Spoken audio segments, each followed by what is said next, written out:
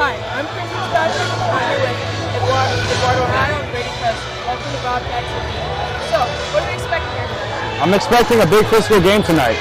Cienega versus a Phoenix High School team.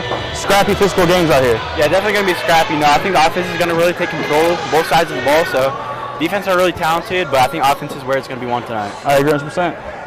Are there any players that will stick out to you tonight? Oh, yeah, for sure. So, we got number 2, Zeus Pinner Nation for Millennium. He's a 5'9", 180 running back. You know, he's very physical. He runs downfield. He's quick. He's elusive. So he's definitely going to be a key player to look out for. We also got number 3, Kyan Fields.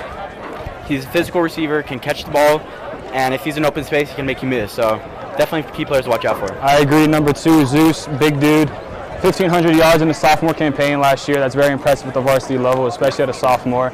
For Cienega's side, number 11, Jimmy Diaz, will be unavailable tonight. There's a lot of players that I got to step up tonight.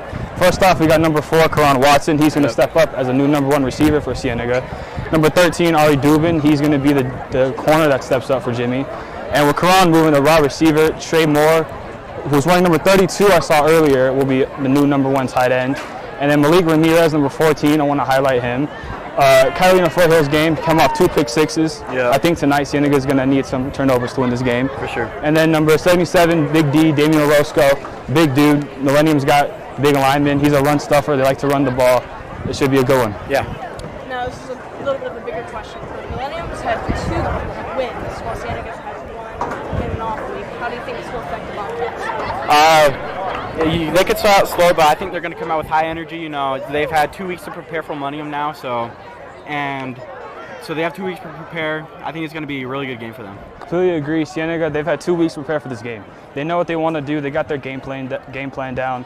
They know what they want to do. Some players were banged up in the Catholic game. They got a week off. They should be nice rested, and they should be ready to kick off tonight. Yep. So, Millennium's offensive and defensive lines, they are absolutely huge. How do you think Cienega can match up with theirs? For the defensive side for Cienega, they got speed. River Reese, Malik Ramirez, Jack Garcia, they got speed on the defensive side of the ball and the D line. That can counteract the size and the power that they have on the O line. Yeah, for sure. So I think Schween really conditioned them well. Last week we were tied 14-14 at halftime to Catfoot, and then our conditioning took over and we were well more conditioned than Catfoot, so we won that game 41-21. So I think that's going to be a key factor today. Offensively wise, I think we're going to spread the ball more, get Braden throwing often and quick. Yep. To spread the ball open lanes for Edgar Garcia to, do what he does, run the ball physical, run the ball well. So definitely. Millennium likes to stack the defense, 7 people in the box. That's a lot of pressure. Cienega, what they got to do is they got to spread this offense out to really alleviate the pressure that Millennium brings for tonight's game. Yeah, for sure. All right, that's all we have for now. Back to you guys. All right, very good. So Corinne Fitzpatrick, Eduardo Heil, Brady Carson, well done. Our first pregame show that we've had here at Cienega in Bobcat TV's history. We're in year 14 with Bobcat TV. So we will be going down to Reagan Scott in a minute here for a pregame report down on the field. But tonight, joining me on the broadcast, just like last week, our senior color analyst, Hunter Waite. Hunter, it's been a great week here at Cienega High School. First of all, we have an inflatable, which is brand new here at Cienega. So that's a massive structure here, unveiled about 4:30 today. And the players will be running through that inflated tunnel.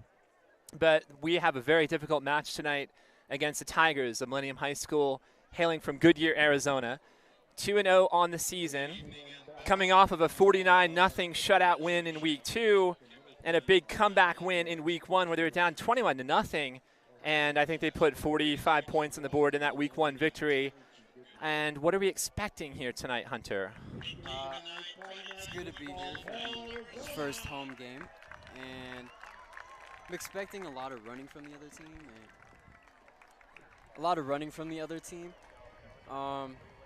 They got a big line. They got a really strong running back, a good quarterback. We're just going to have to play a lot of running defense, make sure we can stop that.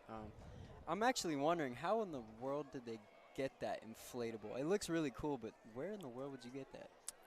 I have no idea. There's got to be like Inflatable World or something like that where you can order online, probably through Amazon, right? So there's one of those Amazon hubs down here in Tucson and in Vail.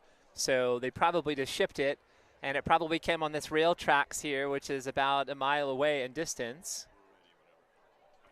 All right, very good. So let's go down on the field with a report from our reporter, Reagan Scott. Hi guys, I'm Reagan Scott and welcome back to Bobcat TV. Tonight is Cienega's Boys in Vail first home game. They have a big matchup against the Millennium Tigers and are looking for a very good outcome. For the Tigers, they are looking to contain Gavin Peterson at number 18 and Edgar Garcia, number 2. Gavin and Edgar are very fast on their feet and very open to receiving the ball. For the Cienega Bobcats, they are looking to contain Millennium's number 2, the junior, as he has an average of 900 yards last game. That is going to be a key to Cienega's success tonight. Also, for the Tigers, they're going to be looking to contain River Rees and Malik Ramirez because Millennium has a very run-heavy offense, and Malik and River are looking to get around that. Miller, back to you. Reagan Scott, Dynamite reporting as ever. So great to have Reagan back on the sidelines. Hunter, we know that Millennium loves to run the football, and they have a massive offensive line. And when I'm talking about massive, they are averaging 280 pounds on that offensive front. So going from left to right, Gavin Batchelor, 6'4", 255. Sean Tripp at left guard, 6'3", 290. Their center, Trey Schoaf, is 6'5", 295. Right guard, Devin McCray, 6'4", 270.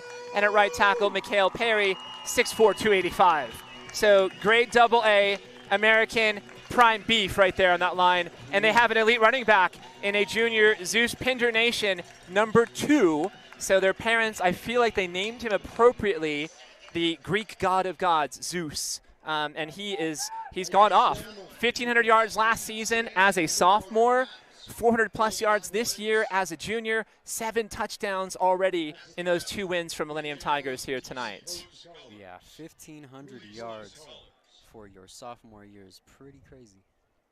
Yeah, it is crazy. So let's do this. We are going to bring you the national anthem, the Star Spangled Banner, the color guard from the Navy Junior ROTC under the direction of Commander George Murga and Master Sergeant Willie Jordan, and these cadets from Cienega High School presenting colors. We'll be back after the Star Spangled Banner on Bobcat TV.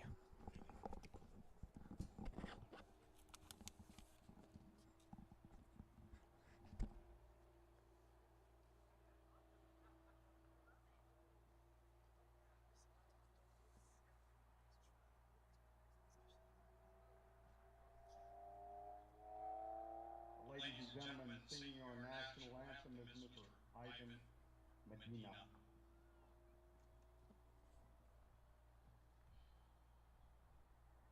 Oh, say, can you see by the dawn's early light what so proudly we hailed at the twilight's last gleaming, whose broad stripes and bright stars through the peril of fight o'er the ramparts we watched were so gallantly streaming, and the rocket's red glare, the bombs bursting in air, gave proof through the night that our flag was still there.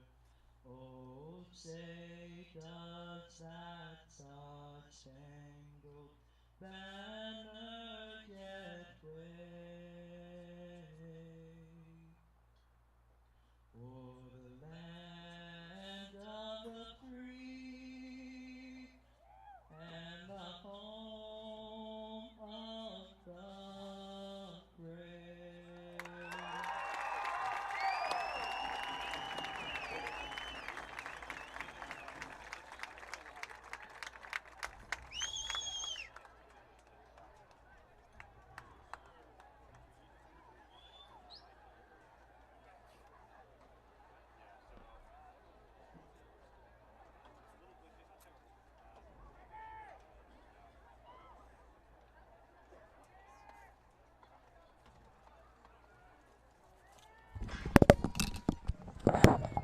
All right, captains for both teams here converging at midfield. For the Tigers of Millennium, it's number 4, Daniel Del Ponte, the senior middle linebacker.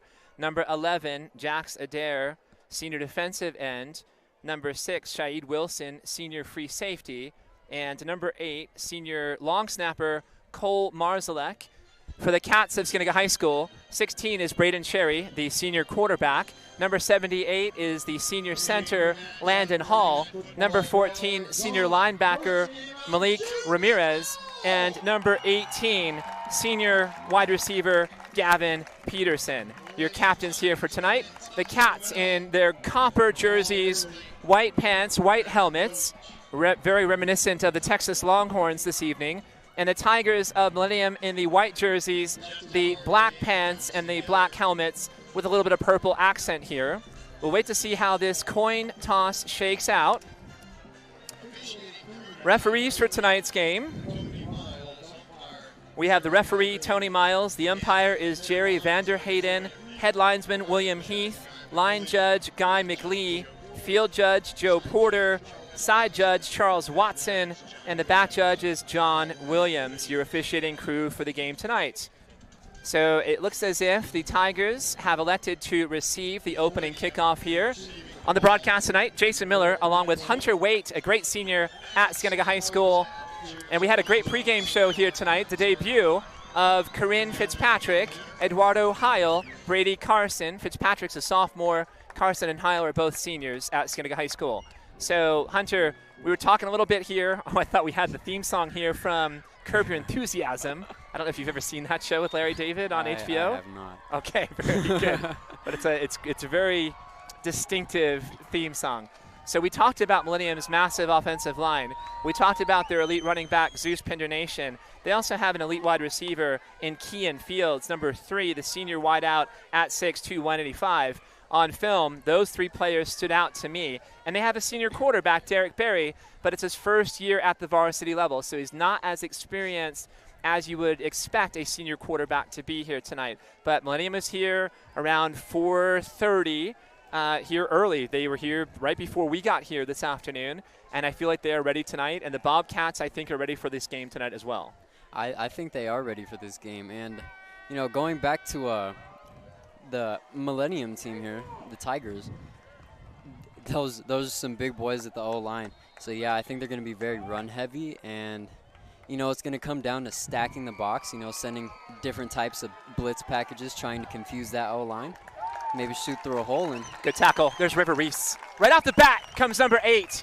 And in class today, he said, oh, the ocho is going to go off. And I had to think about it for a moment. I was like, all right, ocho is 8 in Spanish. Oh, that's River. So there's River on special teams, a senior leader. He's not a captain, but he's on that leadership team here for Coach Justin Argraves in year 2. The Bobcats coming off an impressive victory in week 1 at Catalina Foothills, and the Tigers of Millennium coming off of back-to-back wins. I wonder a little bit, Hunter, tonight about Cienega, the bye week in week 2, kind of unfortunate. You wonder if that affects their momentum and their preparation for this game here this evening. You know, I actually think they're coming back well rested. I mean, it's not like they're taking any days off there. They're still practicing.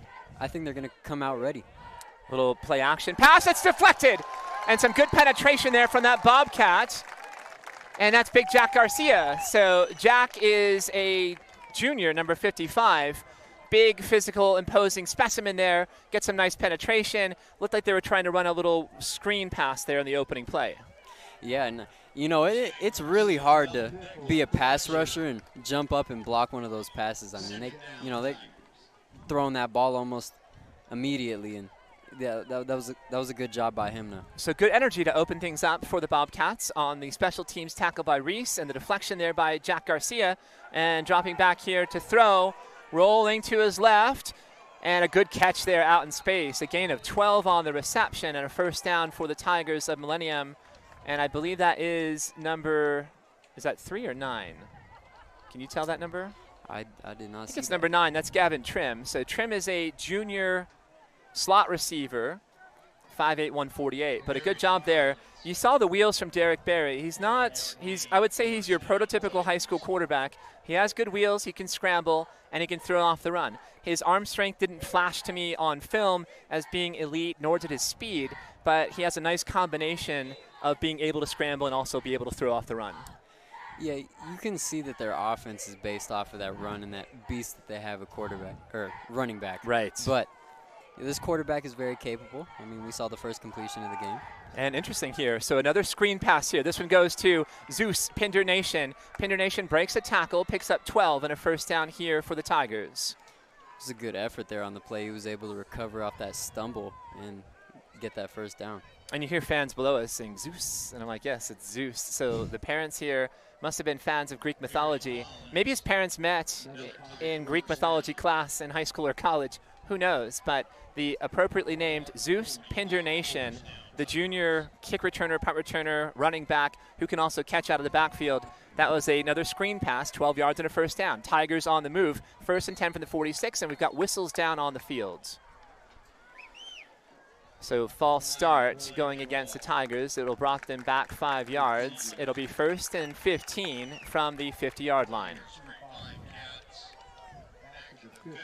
Now, Hunter, it's quiet tonight, and you know why it's quiet. The Copper Thunder Marching Band under Grant Knox, the great director, is on the road. They are heading to New Mexico for a tournament, or not a tournament. They're there for a showcase festival, I think, for the band kiddos. So we're missing the Copper Navy's energy tonight. Tragic. How could you miss the home opener? I'm telling you. So running play here up the middle. Good penetration. And that's Trey. No, it's not Trey Moore. It's 32. So 32 for the Cats is, I do not have a rostered player. Let's see if Tim Nichols knows who 32 is. I'm going to actually guess here that 32 is Trey Moore. Trey Moore is normally number 22. Trey Moore, junior at 6'2", 220, just his size and stature there stands out to me. So I believe Trey Moore is wearing number 32 tonight. 2nd down and 15. And Derek Berry drops back to throw. He's got time here going down the middle. A little bit wobbly. And the receiver goes up and it's incomplete. He had it in his hands. Decent coverage there from the Cat dropping back. That was Ethan Billings, number 7, and it's incomplete. So now it's 3rd down and 15. So the Tigers, who were clicking there so methodically with a couple of running plays and a couple of screen passes, have now stalled slightly, and they're looking at 3rd and long right at midfield. Yeah, you could see that the defense was they're expecting a more run heavy, so I see why they took the shot there. That was just great contact by the DB there. There you go. Nichols, Tim Nichols. Oh, the legendary public address announcer at Cienega. Another screen pass here going near side. We've got a flag down already, and it is Zeus Pinder Nation on the reception, a gain of 10, but I think this one's coming back.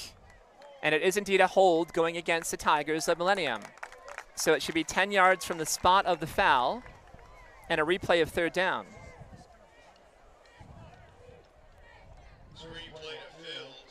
But I love Tim Nichols, right? He brings that energy here in the house. I would say the essential ingredients for Cienega Bobcat football at home, the team, of course. That's the number 1 essential ingredient. I would argue that the Copper Thunder Marching Band is a number 2. I would say the cheerleaders are 3 and Nichols is 4. You could rank them as you want to. The team, of course, is first priority. But the energy is not the same without that powerful, sonorous Copper Thunder Marching Band. Yeah, you know, the student section's pretty packed, though. The student section is packed, so they will start to make some noise and get involved in this game for sure. You know, people still definitely came out here to represent.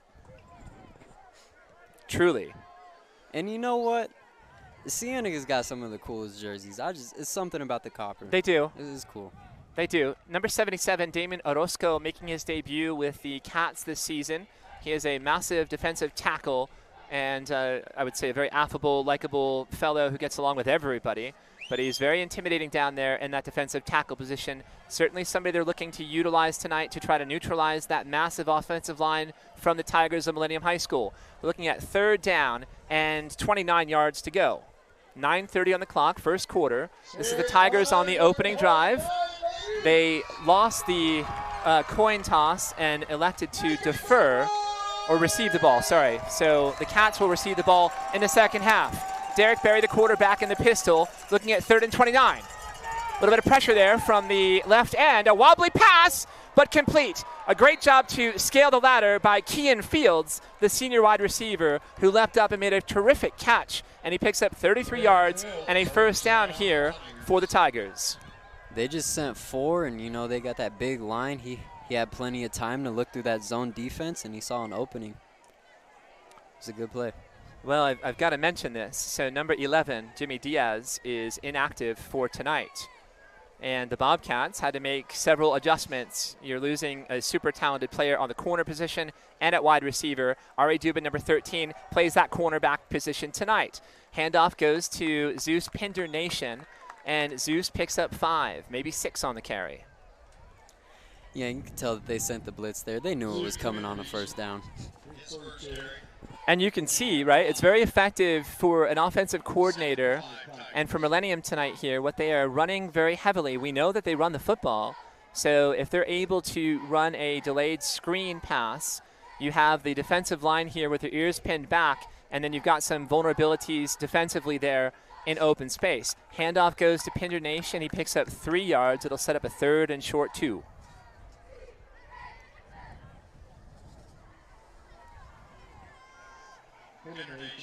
Brand new inflatable unveiled here earlier today. I just feel like there's so many distractions here. It just feels like such a trap kind of a game for week 3 of the season. The Cats, it's their 2nd week. They had the bye last week.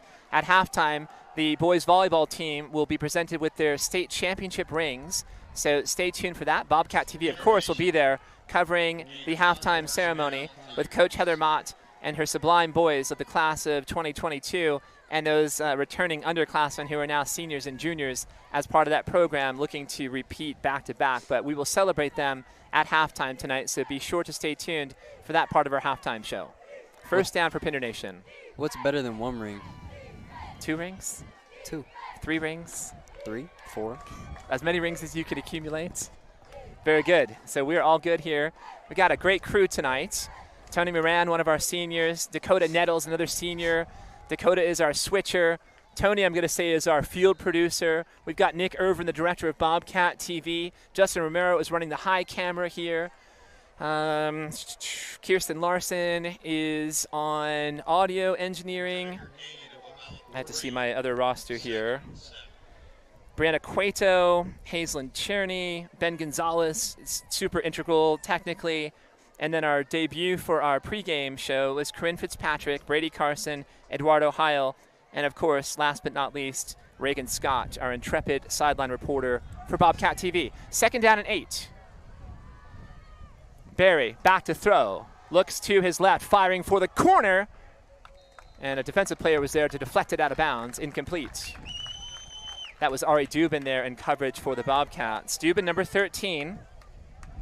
A junior, 5'10", 160, great wheels out there. And I talked to his father pregame, Todd Dubin, who I learned is from Philadelphia, the city of brotherly love. So we were instantly connecting on that. Of course, he's an Eagles fan, so am I. But my favorite team is Cienega High School. So 3rd down and 7. A bunch formation to the left. They could run or throw off of this. Pinder Nation back there at tailback. It's a fake pitch and a bootleg. And he's got one man to beat here, and the quarterback lowers his shoulder into the end zone for a touchdown. So very deceptive there, and a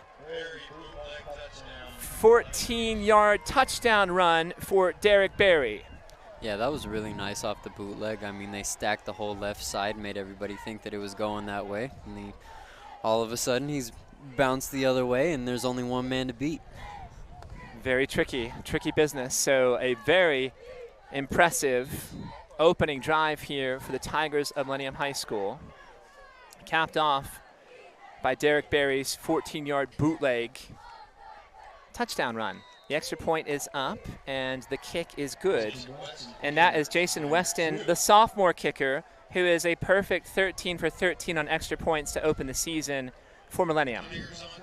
And the Bobcats need to watch out for that because Zeus brings a lot of attention himself. So also got to watch for that quarterback because he is capable. And again, on film, a scrambler for sure, but you saw that beautifully executed play. There was this one guy to beat there. It was the left defensive end.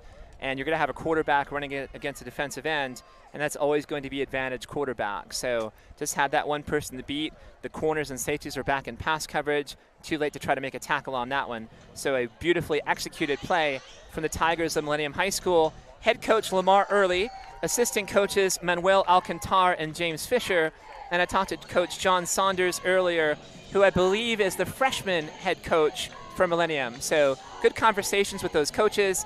I also tried to facilitate getting some chairs for them in the visitors' coaching box and a fan, because that little coaching box is kind of like the locker in Cool Hand Luke. It is hot in there. There's no air circulation. And I know that Chris DeRozier, our great athletic director, that is a priority for him to upgrade the press box here at Cienega. On the fly here, on the kick return out across the 30-yard line. And a good return for Cienega's, well, there he is. It's my guy, Cody Foster. So Foster, a senior, 5'7", I'm going to say 160 pounds, and he's got great speed. So we saw some of those wheels there from Cody Foster, a great return, making his debut on the varsity as a senior for the Bobcats. So well done, Cody Foster. I bought a gold card from him. I never buy gold cards, but I bought one from Cody Foster this year. So, and it's already paid itself off. Have you used it? Yes, Big Macs. Unfortunately, not the best and healthiest options, but it's a buy one, get one free Big Mac. It's also a buy one, get free Sunday at Dairy Queen. I have not used that one yet. I think Burger King's a buy one, get free Whopper. Those are places that unfortunately, I'm embarrassed to say that I frequent, but the card is worth its weight in gold. You know, I wouldn't be doing anything much different. I'm actually going to have to go around and look for a gold card myself, actually. Well, next time, let me know, and I can, if we take a road trip, I made this offer to Brady and Eduardo at Cat Foothills Week 1. It's like, boys, I'm going to buy a Big Mac, and I'll give the other one to you. They're like, no, we're good, Mr. Miller, thank you. So, easy peasy. Ask me next time. I will ask you next time. Hunter, you're about probably, what, 6 foot 1, 6'2"? I wish. I'm 5'11". So you're 5'11", and I'm guessing about 160? 135. 135. Yes, so we have to put some meat on those bones. So next time we will feed you, sir. So this is a penalty going against the Cats of Cienega. It'll drop them back here to 1st and long. And the scoreboard is saying 1st and 30. I don't think it's quite that. It looks about like 23 or 24 yards. Quarterbacks from Cienega High School is the senior, number 16. That's Braden Cherry. There are 4 wide receivers, and the tailback is Edgar Garcia, number 2, another senior. Handoff goes to Garcia. He is met at the line of scrimmage, maybe a yard on the gain. And yeah, they were able to get penetration instantly on the line there. So that play ended just about when it started. So offensively, I'll tell you the offensive line here and the starters for the Bobcats in just a moment. 2nd down and long. Again, kind of an eerie quiet here at Cienega's stadium. Little pitch goes to the right. Edgar Garcia, a little stutter step there. You see the wheels, lowers the shoulder, picks up maybe 9 on that carry. The Cats offensive line, left to right, it's Alex Patterson, number 52, the senior at left tackle. At left guard, it's number 55, the junior Jack Garcia. At center, number 78, the senior captain Landon Hall. At right guard, it's number 68, the senior Dane Wilkinson. And at right tackle, number 65, David Samorano. Quarterback is Braden Cherry. Edgar Garcia, number 2 at tailback. At wide receiver, it'll be a mix and match. Sean Cadena, number 6. Ethan Billings, number 7. River Reese, number 8. James Condrina, number 17. Gavin Peterson, number 18. All players to watch out for. And Karan Watson, number 4. Cherry back to throw under some pressure. And he takes a pretty punishing hit there. He had one big defensive tackle wrapped around his legs that he was trying to carry. And that defensive tackle is Damari Collier, number 61, the junior defensive tackle, 5'11", 270. And then 2 other players there converged on the hit. So Collier had him held, Braden Cherry, and then 2 of his mates from Millennium there converging on the tackle. So Cherry taking a punishing hit early, and the Bobcats will have to punt on their opening possession. And their punter is the backup quarterback, number 11, who is Evan Weber. So again, Jimmy Diaz is normally 11. He is unavailable tonight, and Evan Weber is wearing number 11. Weber, a 6'1" junior, 175 pounds. He is the backup quarterback and also the punter. And the Bobcats of Cienega High School call timeout with 4:14 on the clock in the first quarter, down 7-0. Hunter, early observations from you this evening? Well, what I saw from that drive was the pocket collapsed almost instantly there on that sack again, and Cherry did take a pretty big hit there. A hit that I would not like to take. No. Did you watch the Chiefs-Chargers game last night? Yes, I did, and Herbert was getting killed out there. That's what I was going to ask. Let me tell you, I had my money on the Chiefs, so I was not very happy with that pick six, but, you know, it's whatever. Well, I'll say this I said this to my students earlier today. If I didn't say it to all 5 or 6 class periods, I'll say it now. I know gambling's legal. It doesn't mean it's a good idea. So I'm just going to put that one out there. Everybody has their own choices to make, but I'm pretty staunchly anti-gambling. So I'll just say that. You know, I just thought Herbert had that one. Right, and it's a great. Look, I subscribe to Amazon Prime just to watch Mahomes and Herbert, 2 of the best quarterbacks in the NFL. I will always take Patrick Mahomes over anybody.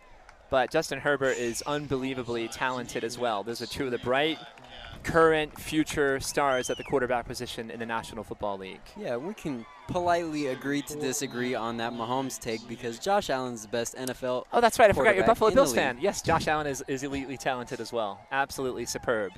And I'm rooting for Buffalo. I told fans, oh, no, high snap here. Very difficult. Weber able to punt that one away off a pooch, fielded off of the fly by number 21, who was there and just flying off to scoop that one. Eric Rivera, the junior cornerback, on the punt return. An excellent field position for the Tigers inside Cienega's territory, 1st and 10 from the 37-yard line. That's really unfortunate, but it was a pretty good recovery by the punter there. Yes. Evan. I mean, that could have been a catastrophe. Yeah, it could have been a lot worse. A slightly high snap, right? So Sean Lowry, the junior number 12, is the long snapper for the Bobcats. Just a little bit high there. And Weber had to, again, climb the ladder to get a touch on that, in and out of his gloved hands. But a great job to scurry back there, recover the football, and just get off a quick punt. 1st and 10 Tigers. Pinder Nation. You see that extra effort there. He's very elusive, very slippery, and able to craftily maneuver his way through space with a lunge at the end. So 8 yards on the carry, 2nd down and 2. That's just good footwork. Number 11, Weber is warming up. Sherry Auxiliary. All right, Nick Irvin, our director, is also giving us some notes here. So we have Evan Weber, number 11, the backup quarterback, getting loose on the sideline. Braden Cherry may have rolled his right ankle. He rolled it in practice earlier this week. It was a concern coming into the game tonight, and now Evan Weber, the backup, is getting loose. So I don't want to say calamitous string of events here, but a very discouraging string of events for the Bobcats of Cienega High School to start this game off tonight. Yeah, and hopefully it's not a bad injury. I mean, I see Cherry walking around there on the sideline. It doesn't appear to look too bad. Where's he at? I don't see him. Right, oh, there he number is. 16. Yep. He was walking around. He's talking to one of his linemen down there, Bryce Morehouse, the junior, number 75. 1st and 10 Tigers. Back to throw. Quarterback off the run. Just overthrew his target. He had a man deep, Gavin Trim, who had gotten some separation. So one thing I noticed, again, watching film on Millennium, is Derek Berry is adept at scrambling. I did see maybe 5 or 10 snaps in last night's game. One of the plays I saw was Mahomes scrambling in traffic. Looked like he was going to run. Right before the line of scrimmage, he tossed that touchdown pass to Watson. Do you remember number 84 from Kansas City last night? Yeah, I do remember that. So that was a very similar kind of a play there in construct. Yeah, and you can see here with Berry, the senior, he's making some good decisions at the quarterback position. Slightly overthrown. If he would have been able to hold on to that, though, that definitely would have been on TikTok. Yes, TikTok. So the pitch here to Pinder Nation. Good penetration there from the Bobcats. It was 66 from Cienega. And that's Braden Coleman, the senior, 5'9", 195. We do have penalties down on the play.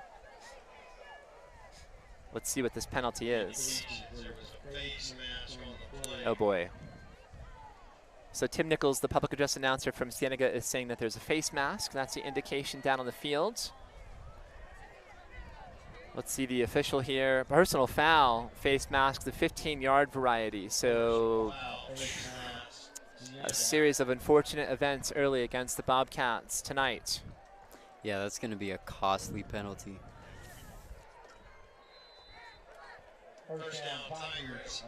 Is that first down at the 11?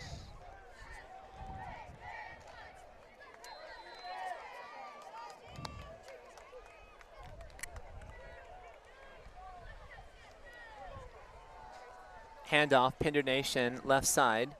He is threading his way behind his massive left tackle, center, and left guard. To go absolutely nowhere. Again, for Millennium on the line, it's number 63, Gavin Batchelor at left tackle, the junior. Left guard is number 76, Sean Tripp, another junior. The center is number 60, Trey Schoaf. He's a junior.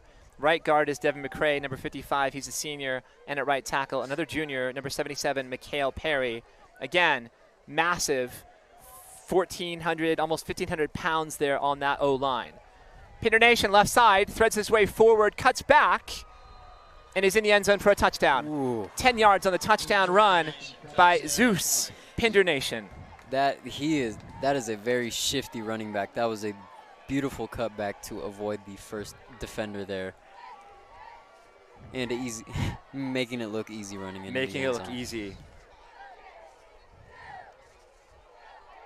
So Pinder Nation, 10 yards on the run. He's got 8 touchdowns through 2 full games and 1 quarter of action to this point in the season. And actually, last week's 49-0 win was abbreviated. They played 8-minute quarters because of thunder and lightning storms in the Phoenix area. The extra point is up, and it's good. Jason Weston on the season again, 14 for 14 on the season on extra points.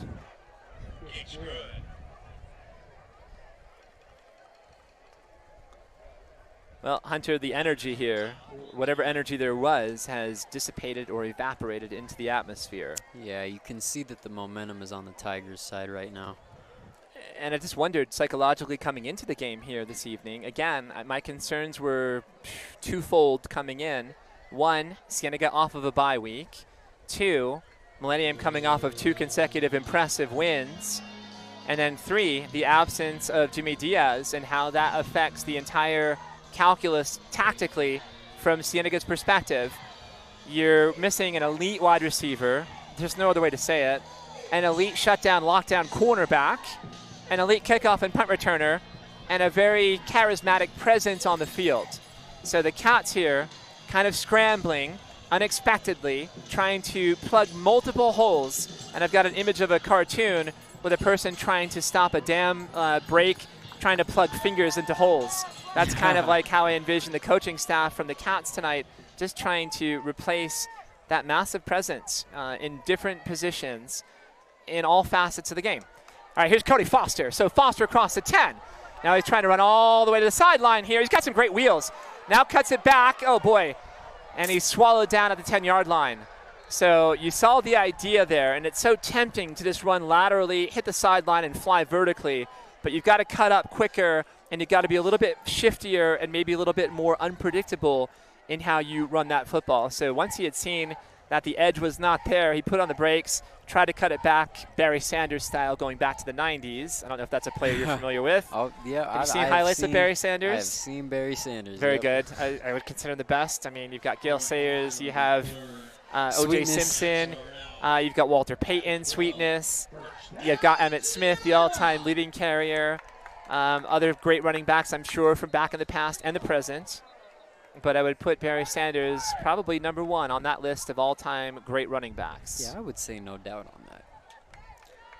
And those are all great running backs too. Sweetness, Walter Payton certainly is in that conversation as well. I'm sure I'm forgetting a couple of probably more modern current players or from the last 20 years. Danian Tomlinson was really nice at running back for San Diego Chargers. Marshawn Lynch. Marshawn Lynch was really nice for Seattle, going beast mode.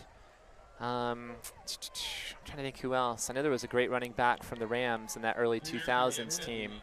Marshall Faulk was a great running back. So, I mean, there are scores, hundreds of players I'm sure I'm forgetting out there. Sorry, I couldn't remember your favorite one. So the pitch goes here to the left side. There is a flag down. It was Edgar Garcia who picked up 6 and a first down, but we'll see how that penalty shakes out.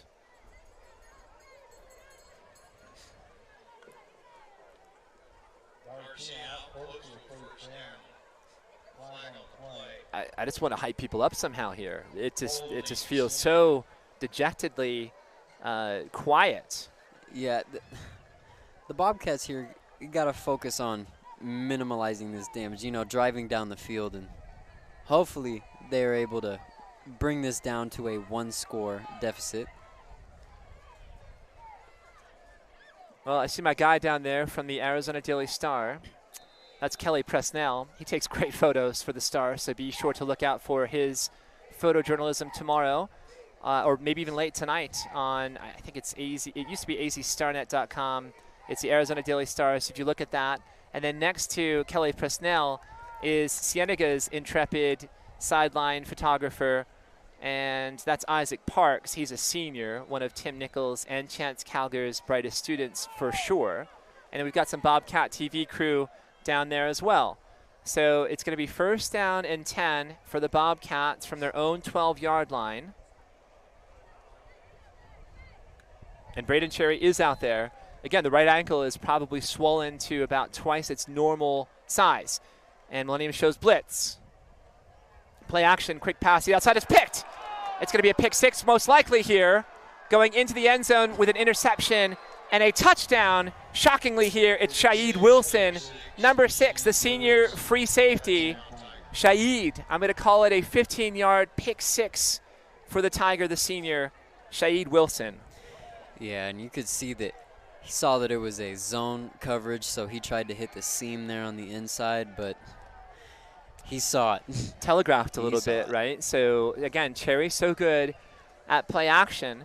But the problem with play action is it really works when you're able to run the ball effectively. If you're not able to run the football, then you've got those corners, safeties, and linebackers in coverage back there just kind of lurking, waiting to fly to the football. Shaid Wilson read that one like a text message. Pick 6, 14 yards on the touchdown interception return. Here's Jason Weston to attempt the extra point for Millennium. And then the kick is up, and it is good. And just like that, it's 21-0 Tigers.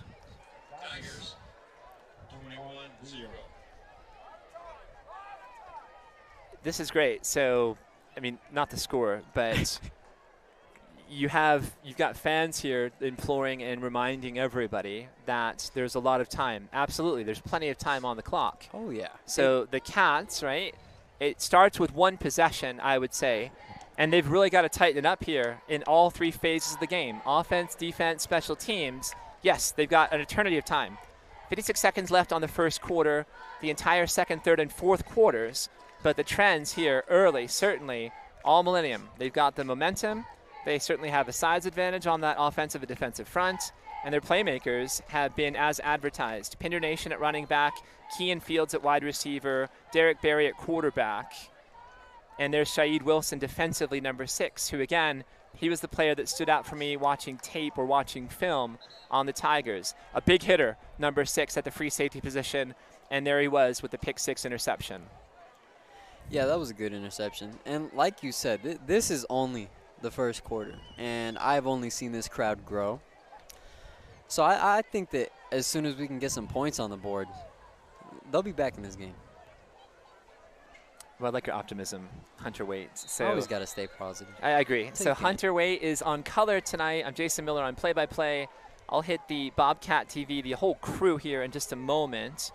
Oh boy, Cody off of his hands in the back of his end zone. He's got to fly now, and he slips at the 10.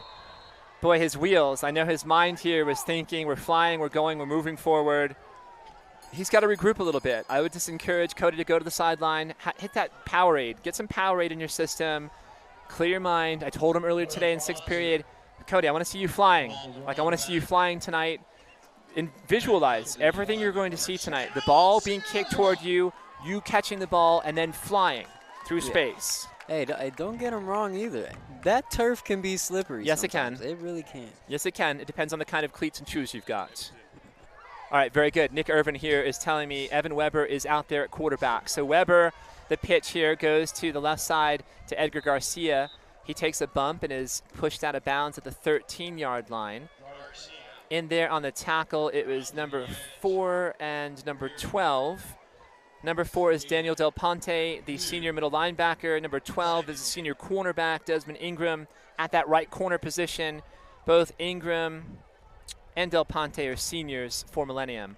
2 yards on the pickup, 2nd down and 8. And I wonder too, Hunter, how does this change the play calling for the Bobcats? You're losing not just your quarterback in Braden Cherry, but he's also the field general, a player who has a year of experience under his belt, is a encyclopedic mind out there, knows the playbook front and backwards, and Weber here off his back foot. And then again, we had another Tiger lurking there looking to pick. The Tigers predatorily here defensively looking to capitalize on mistakes. And in coverage, it was Xavier Sanchez, number 14, the senior cornerback from Millennium. A dangerous throw there, but, I mean, when you're under that much pressure, it's pretty hard to make a decision. I think they're going to try to run the ball more, but at the same time, I can't see a comeback unless they air it out. And I think they have trust in Weber here. Weber rolling. Backs up here. Maybe a holding. We have a flag down on the play. Good block downfield. And all the way out to the 20-yard line. So a good scramble and run there for Evan Weber. Evan Weber, again, number 11 tonight. The junior quarterback, 6'1", 175. No stats on him coming in, making his debut on the varsity level as a quarterback. And let's see what the indication is from the officials down on the field. And again, you can hear conversations down there on the field. It's so quiet here, so uncharacteristically quiet. I think the fans are shocked, Hunter. The home crowd is absolutely stunned. I think we're just waiting for some points. Yeah, I'm waiting for points as well, certainly. So the penalty will go against Cienega. It's a holding penalty going against the Bobcats. So that's going to pin them even deeper back here. Again, I look at signs, not omens. I'm not reading tea leaves or anything crazy like that. But I do look for signs, and I love to watch teams, how they prepare. How do they exit or disembark off the bus? How do they line up? How do they go through their drills? And Millennium tonight was all business, focused completely, dialed in, one singular focus. Get ready to play football tonight. And I was watching the Cats too, and the Cats from Cienega High School going through their normal routine, their normal progression, but they're missing a big piece to their puzzle certainly this evening. So we've got a timeout on the field taken by Millennium with 16 seconds left in the first quarter, and the Tigers on top 21-0. Yep, and you definitely have to give credit to those Phoenix teams and just the teams in that area. Those Phoenix players know how to ball. They do, and the Tigers, I don't know the exact street address, but I know it's Wigwam Boulevard or Wigwam Road up there in Goodyear, Arizona. Goodyear is a suburb of Phoenix, about 20 miles west of Phoenix. So this is a larger school in terms of population. I Googled, what's the population of Goodyear? It's 84,000.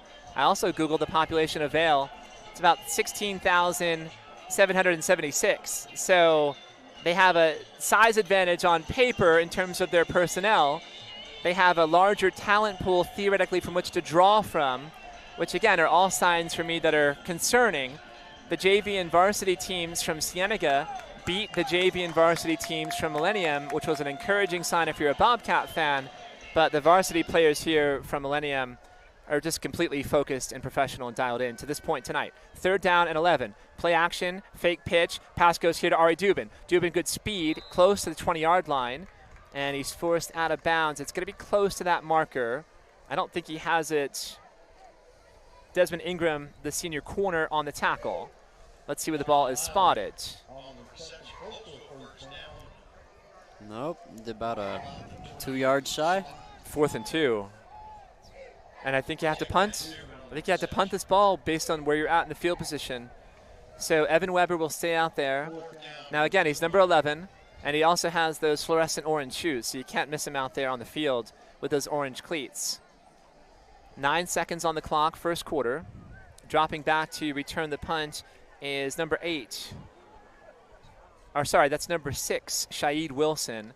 And Wilson earlier, a pick-6 interception return for a touchdown. The ball takes a wicked bounce here that favors Millennium, and the ball is downed at the 43-yard line, where the Tigers will take over after this little short intermission. We're at the end of the first quarter. After 1, Millennium 21, Cienega 0. Yeah, certainly a rough quarter for the Bobcats. Letting off 3 touchdowns. Just really a series of unfortunate events coming off even the punts and the kick returns. Hopefully they can change their luck right here. Yeah, and Hunter, I think it's going to take, you're looking for some sort of a spark here to try to kindle this attack. You're trying to look for a spark that could get the players, again, to regain their confidence, to kind of steady their footing. It's been very uneven to this point. We've got local media down here. I know KVOA, Channel 4. I'm so sorry, I forget the morning show host. Mrs. Miller would know. She watches KVOA 4 all the time. I might tune into the national broadcast at 7 o'clock locally. But their co-anchor, and I just forget his name. I want to say it's Ryan Reynolds, but I think that's an actor. I know that's an actor. That's Deadpool. Hunter. The Green Lantern, or you might know him as the Green Lantern. What's the other superhero? Deadpool. Thank you, Deadpool. So I saw the first film, wasn't really into it. I started watching the second, and I turned it off. I was 15 minutes in. I'm like, I can't watch this. That Deadpool is amazing. I know people love Deadpool, and I had students in the past that, they were Deadpool fans before the films came out, and I'd seen the comics, which are very interesting. And one of the comics was George Washington saying, I cannot tell a lie, but he was wielding an axe trying to attack Deadpool. So first, which is, I know, ridiculous. So jumping the gun here, Damien Orozco is pointing to the center. He's saying, hey, he moved. Let's see how they mark this out. So it is a false start. So there's Big D. And again, Orozco is dealing with a troublesome or a bulky knee. I forgot to ask him the results of that CAT scan, the MRI that he had on his, I think it's his right knee. And I'm just curious, but he's gutting it out, no doubt. And he is a big presence on that defensive line for the Bobcats, also one of the seniors, one of the emotional leaders on that crew. Pinder Nation, handoff to the right, and he picks up 6 on the carry. It will set up a 2nd down and 7.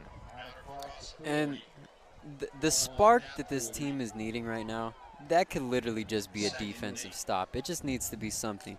Like I said earlier, the main goal here is just to stop the bleeding. Right. That could be the spark. That's a good way to put it.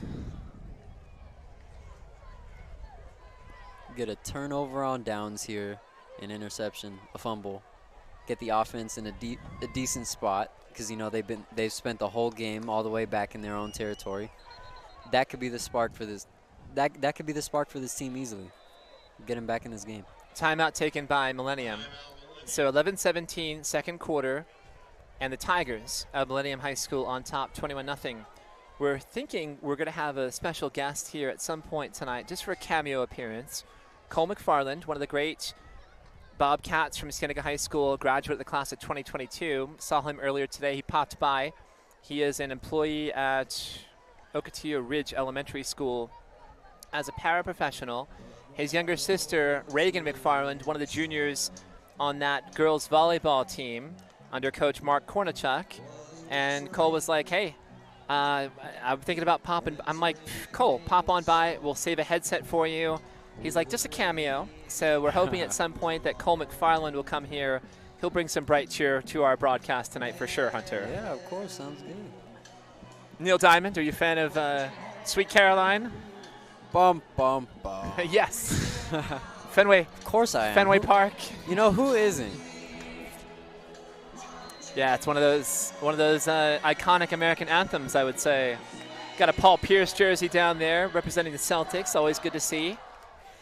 Oh, good. The fans, you can let that play a little bit next time. If the team can't get the fans excited, Sweet Caroline. Anything to give a psychological boost to the fans and the players out there. Back to throw. Plenty of time going far side, overthrown. There's going to be a hold. It looks like it's a defensive hold against Ari Dubin. He was locked up on that far side with a dangerous wide receiver, Kean Fields. And Fields ran all the way through the back of the end zone. The pass was overthrown, but slowed down on his route was Fields.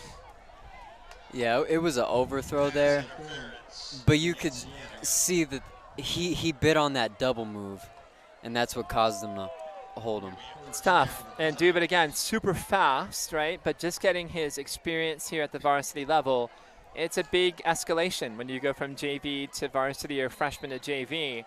But he is a player that figures very prominently in the present and the future of Cienega High School football. Very difficult assignment for him in his second game at the varsity level at that left corner position. And now he and Ethan Billings are switching sides. So it looks like Dubin is going to lock up here with Kean Fields, who's now near side. Handoff goes to the left. It's number 24 on the carry. And he picks up 11, maybe 12, and a first down. And I don't have a 24 on my roster, unfortunately. So we will try to find out who is number 24. This happens every week. I went through the name pronunciations with one of the coaches. Again, John Saunders, during probably around 4:30 here today. Nick Irvin and I were out here super early. Corinne Fitzpatrick was here super early, getting prepped for the pregame show with Eduardo Heil and Brady Carson. Pitch goes near side to Zeus Pinder Nation, and a strong, sturdy tackle there by Cienega's number 71. That's Abe Bury. So Abe Bury, the senior, at 6'3", 230. Good job there to wrap and stack, but Zeus picks up 8, and it's 2nd down and 2.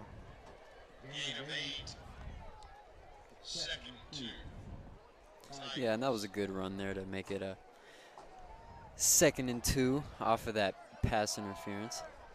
Well, you see this massive offensive line just bulldozing their way and plowing their way to create running lanes for Zeus. Quarterback on the keeper, he's wrapped. Good second effort here will bring him very close to that first down marker. Damien Orozco had an arm around the quarterback, Derek Berry. 3rd and a short one.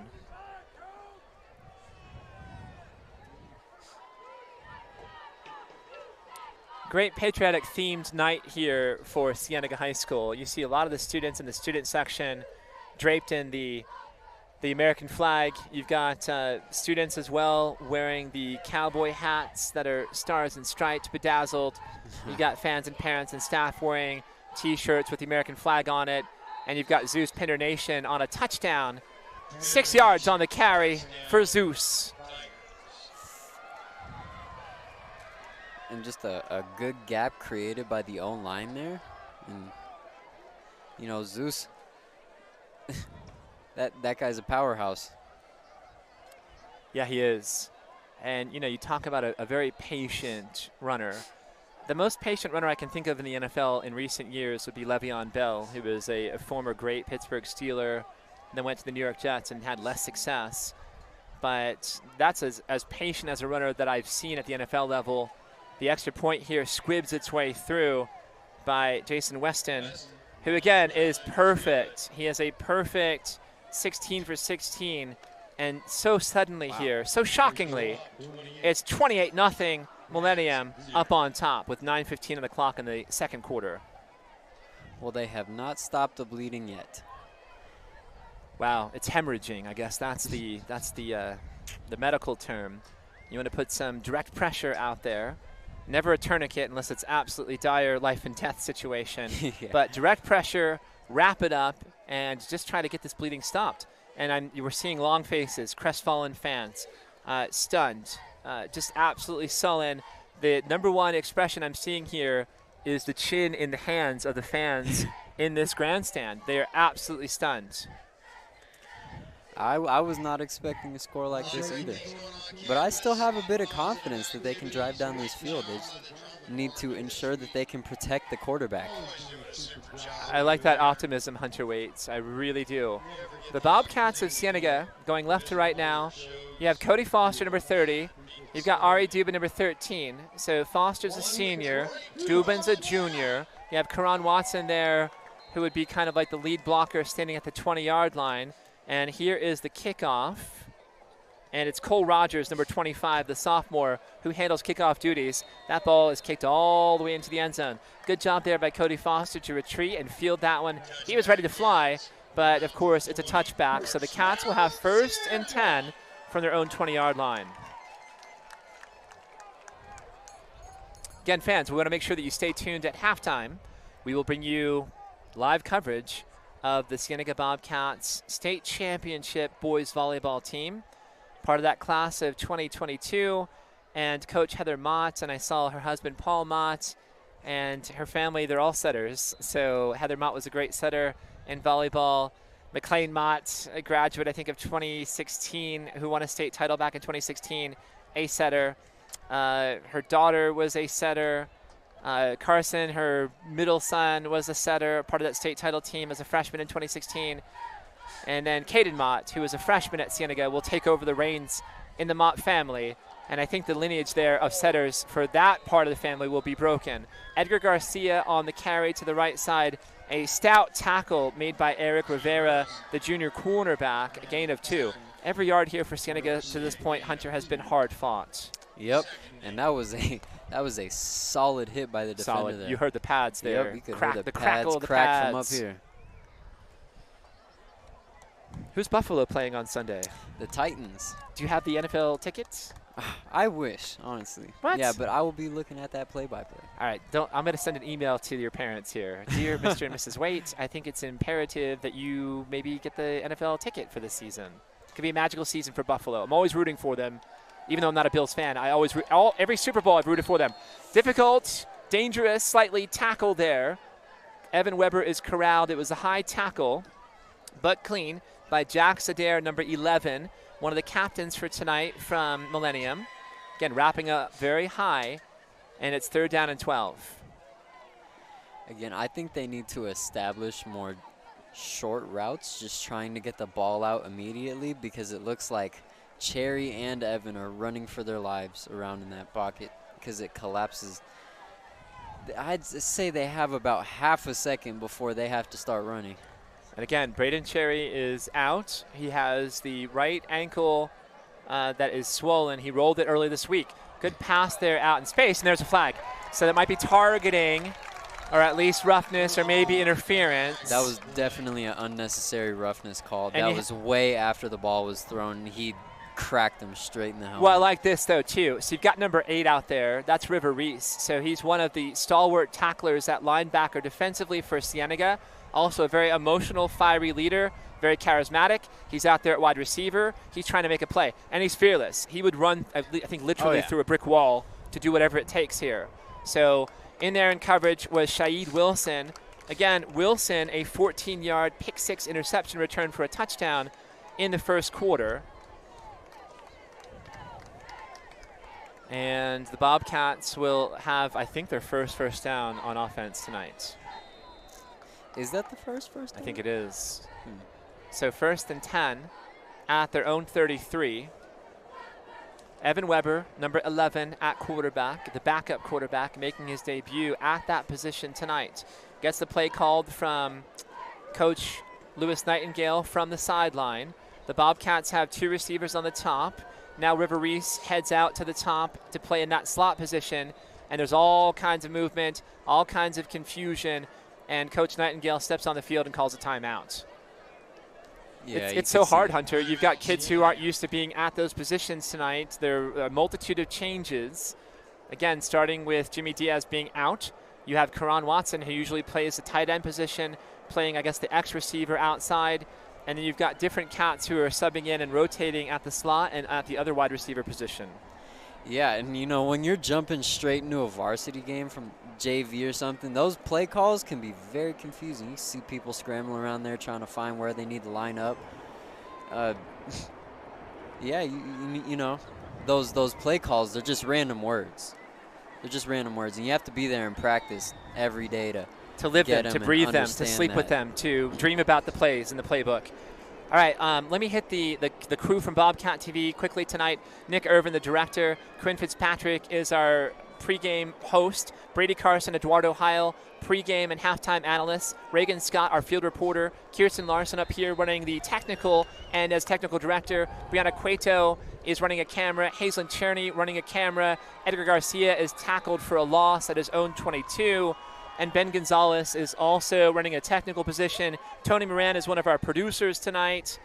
And then we've got Hunter Waite on color, and I'm Jason Miller on play-by-play. I want to thank you for tuning into our broadcast tonight and hope that you enjoy our coverage on Bobcat TV.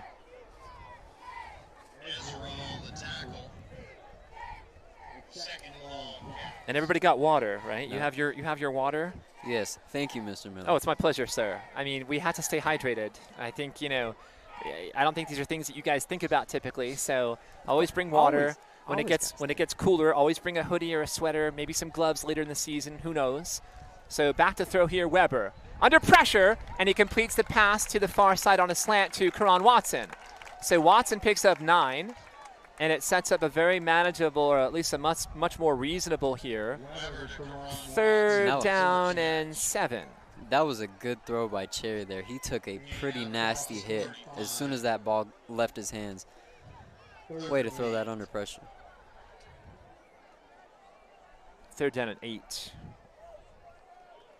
But good, right? A good confidence booster for him. Yeah. Hey. I think the quick routes, you've got to be very dangerous, right? So those defensive backs are thirsty for more interceptions. They're looking to capitalize. There's no sympathy. There's no empathy. It's pedal to the metal. And they're bringing a blitz here up the middle. Little screen pass going near side, a little bit out of the reach of River Reese, who just looks a little frustrated on that one. Again, he's a player who just wants the ball in his hands, is trying to make something happen, and is fearless, is dauntless, is trying to do anything he can to get this team moving in the positive direction here. And again, the Bobcats, deep in their own end, looking at 4th and 8 from their own 35, looking to punt here. And you've got the dangerous Shaid Wilson, the senior punt returner, lurking at his own 38-yard line. And this Millennial team has really liked to send a lot of pressure towards the quarterback. They do. He's been getting pressured on every single play. Good punt return there by Wilson at his 35. Saw a block in the back there. So 25 yards on the punt return. You saw a block in the back. The flag is down on the field. It is an illegal block in the back going against Millennium. So that one's coming back. But again, a great job there by Wilson to field that, right? The ball was around his ankles. He reached down to grab it. He snared it, corralled it, and then took off. And a great run. It was 25 yards. It's coming back. So I guess a slight glimpse here of some positivity for the Bobcats. I'll take the positive news however I can get it in whatever kind of a dose I can receive it.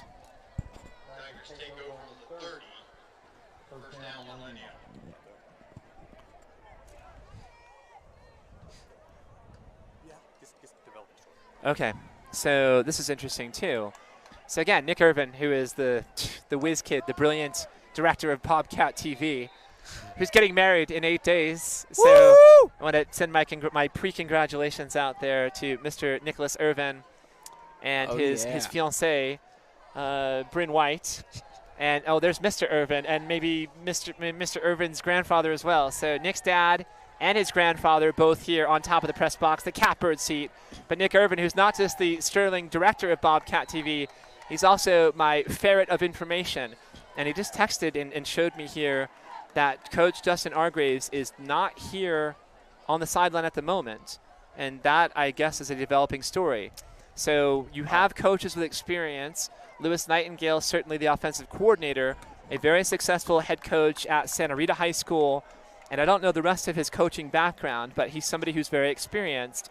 And that cast of assistants is also extremely experienced as well. So you see Steve Schween down there, the acclaimed weight and strength and conditioning coach for Cienega High School athletics, also roaming on the sideline as well. And he and Coach Nightingale having a conversation right now. So that is a development that is unexpected. And again, we talked about all these distractions coming into this game tonight. And it's just been just one after the other here, everything benefiting Millennium. And there's the quick screen pass going to the right side. The receiver across the 50 all the way down to the 40-yard line. So a 29-yard reception, catch and run by Kean Fields, who is key for the Tigers' offensive attack. That was great blocking right there. Also, congratulations to Mr. Irvin, getting married. Yes. A little bit upset that I got no invite to the wedding, but whatever. Oh, you're fine, Hunter. Stay focused here. We're good. It's first down and 10. Derek Berry at quarterback. He's got 2 wideouts top and 2 wideouts bottom, and a handoff goes to Zeus Pender Nation, and Zeus picks up 3. So some stats here. Derek Berry on the season, a quarterback rating of 123.85, which is superlative. averaging 2.8 yards a carry, but he has the 14-yard touchdown run on the bootleg tonight. Beautifully designed play. Passing, he's 78%, so highly accurate. 299 yards, 4 touchdowns, 1 interception. Flag down near side. Great tackle in open space here by Malik Ramirez. The Cats need more of those types of plays here just to infuse energy into the crowd. And the indication from the head linesman is a false start going against Millennium. So that penalty is declined. It will set up a 3rd down and 8 to go here for Millennium. But Malik was great. Malik was great in week 1. He had 2 pick sixes at Cat Foothills High School. One I thought was the nail in the coffin, or the dagger on the play, as Caden Abranovich would say, or the dagger in the coffin, to quote him. We know it's either a dagger or a nail in the coffin. But he had 2 pick sixes, both late in the 4th quarter. And again, that's with Malik Ramirez dealing with a bulky right knee as well. So 3rd down and 10, a big defensive play here for Cienega, which sounds so strange to say with 4:19 on the clock in the 2nd quarter. Screen pass near side. Pinder Nation eludes a tackle. And Pinder Nation near sideline here, all the way down to the 5-yard line. So it was Ethan Billings who tried to strip the football away. That was his focus at around the 25-yard line. But Pinder Nation so slippery, able to elude the grasp and continue churning down the near sideline for extra yardage. That's a bit of a backbreaker. Yeah, that was a good play by him, being able to spin out of that tackle there. Way to save the play, though. Again, Pinder Nation, a dual threat at running back, 8.7 yards per carry, 7 touchdowns coming into tonight, and also a receiver out of the backfield averaging 11.5 yards per reception. 1st and goal, balls at the 8-yard line. Handoff Pinder Nation. Zeus to the right side, picks up 3, maybe 4, sets up 2nd down and goal.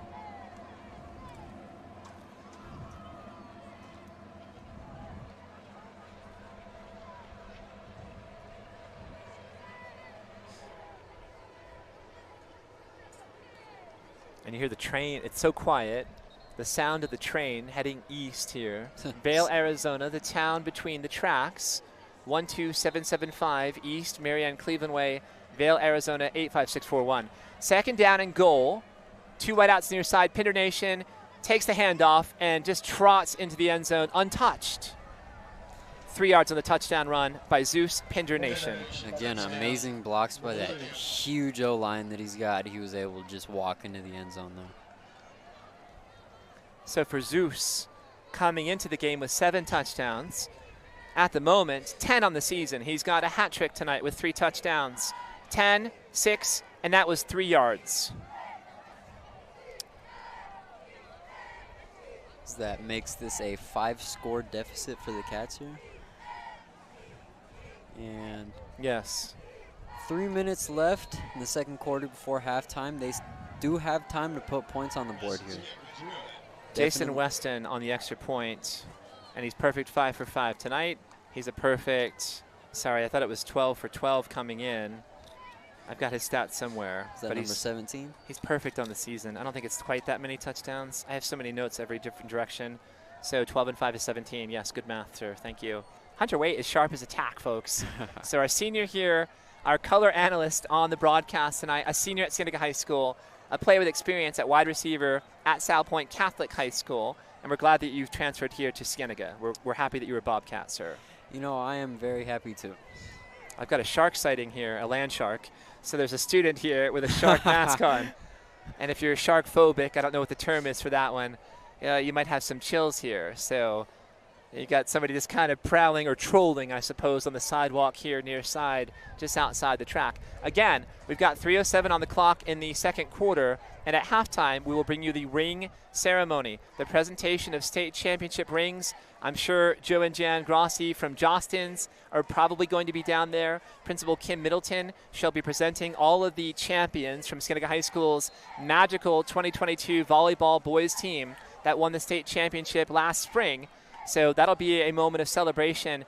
Might be one of the few glimpses of hope and joy for the Bobcat faithful tonight. Yep, looking to run it back. Yes, that team could certainly run it back.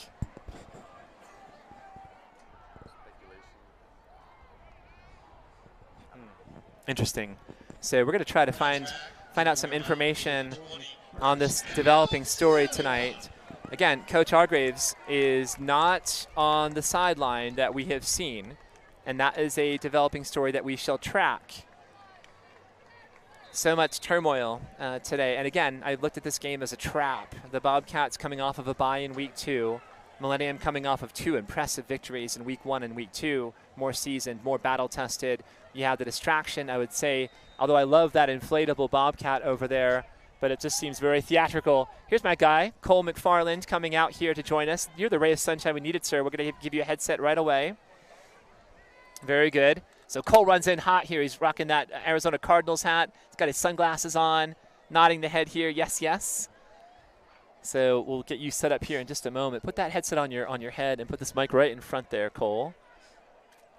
Very good. And you should be good to go. Sweet. Put this right up here. There you go. Awesome. Cole McFarland, you were number 32 Yes, for the Bobcats. Yes, sir. Richie McCormick, he of the vaunted Micmac attack, both you and he together. Edgar Garcia off of his hands, incomplete. So a stunning turn of events here tonight, Cole. Correct. Something we're not accustomed to at Cienega High School, with Millennium up on top 35-0. Yeah. But let's just kind of revisit last year. You guys had such a, I would consider it a magical season. 8-4 on the year. You had a very difficult start on the road in week 1, a very tough loss. You had a close loss here against Campo Verde, a close loss here at home against Sal Point. Sir, exactly. People were thinking the sky was falling, and I was just trying to remind people it's early. Right. It's a brand new coach, a brand new system. Just relax a little bit, and you guys just got better week after week after week. The wins, you ran the table with the Tucson schedule. You went up to Verado, took out the Vipers in a shootout, which was magical. Yes, sir, yes, a memory sir. I'll never forget, that you guys will never forget. And then you brought it to Horizon, and you gave them everything that you guys had. You were just a little bit outgunned in that game. We know Yes, Horizon sir. eventually won the state championship. So what are your memories of last season? We never had a chance really to connect with you.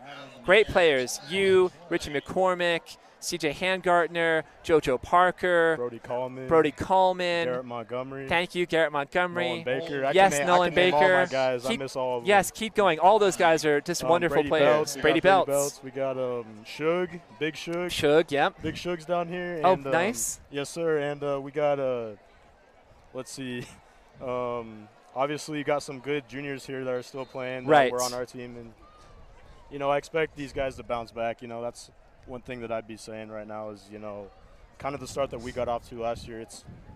It's really tough to, you know, just get into a really tough schedule immediately because, you know, you think you're on top of the world. You start out 1-0, but, you know, you can come back to earth real quick. Sure. And, you know, resilience and grit, determination, preparation, being relentless and being able to bounce back, being resilient. There's another great return here by Shaid Wilson.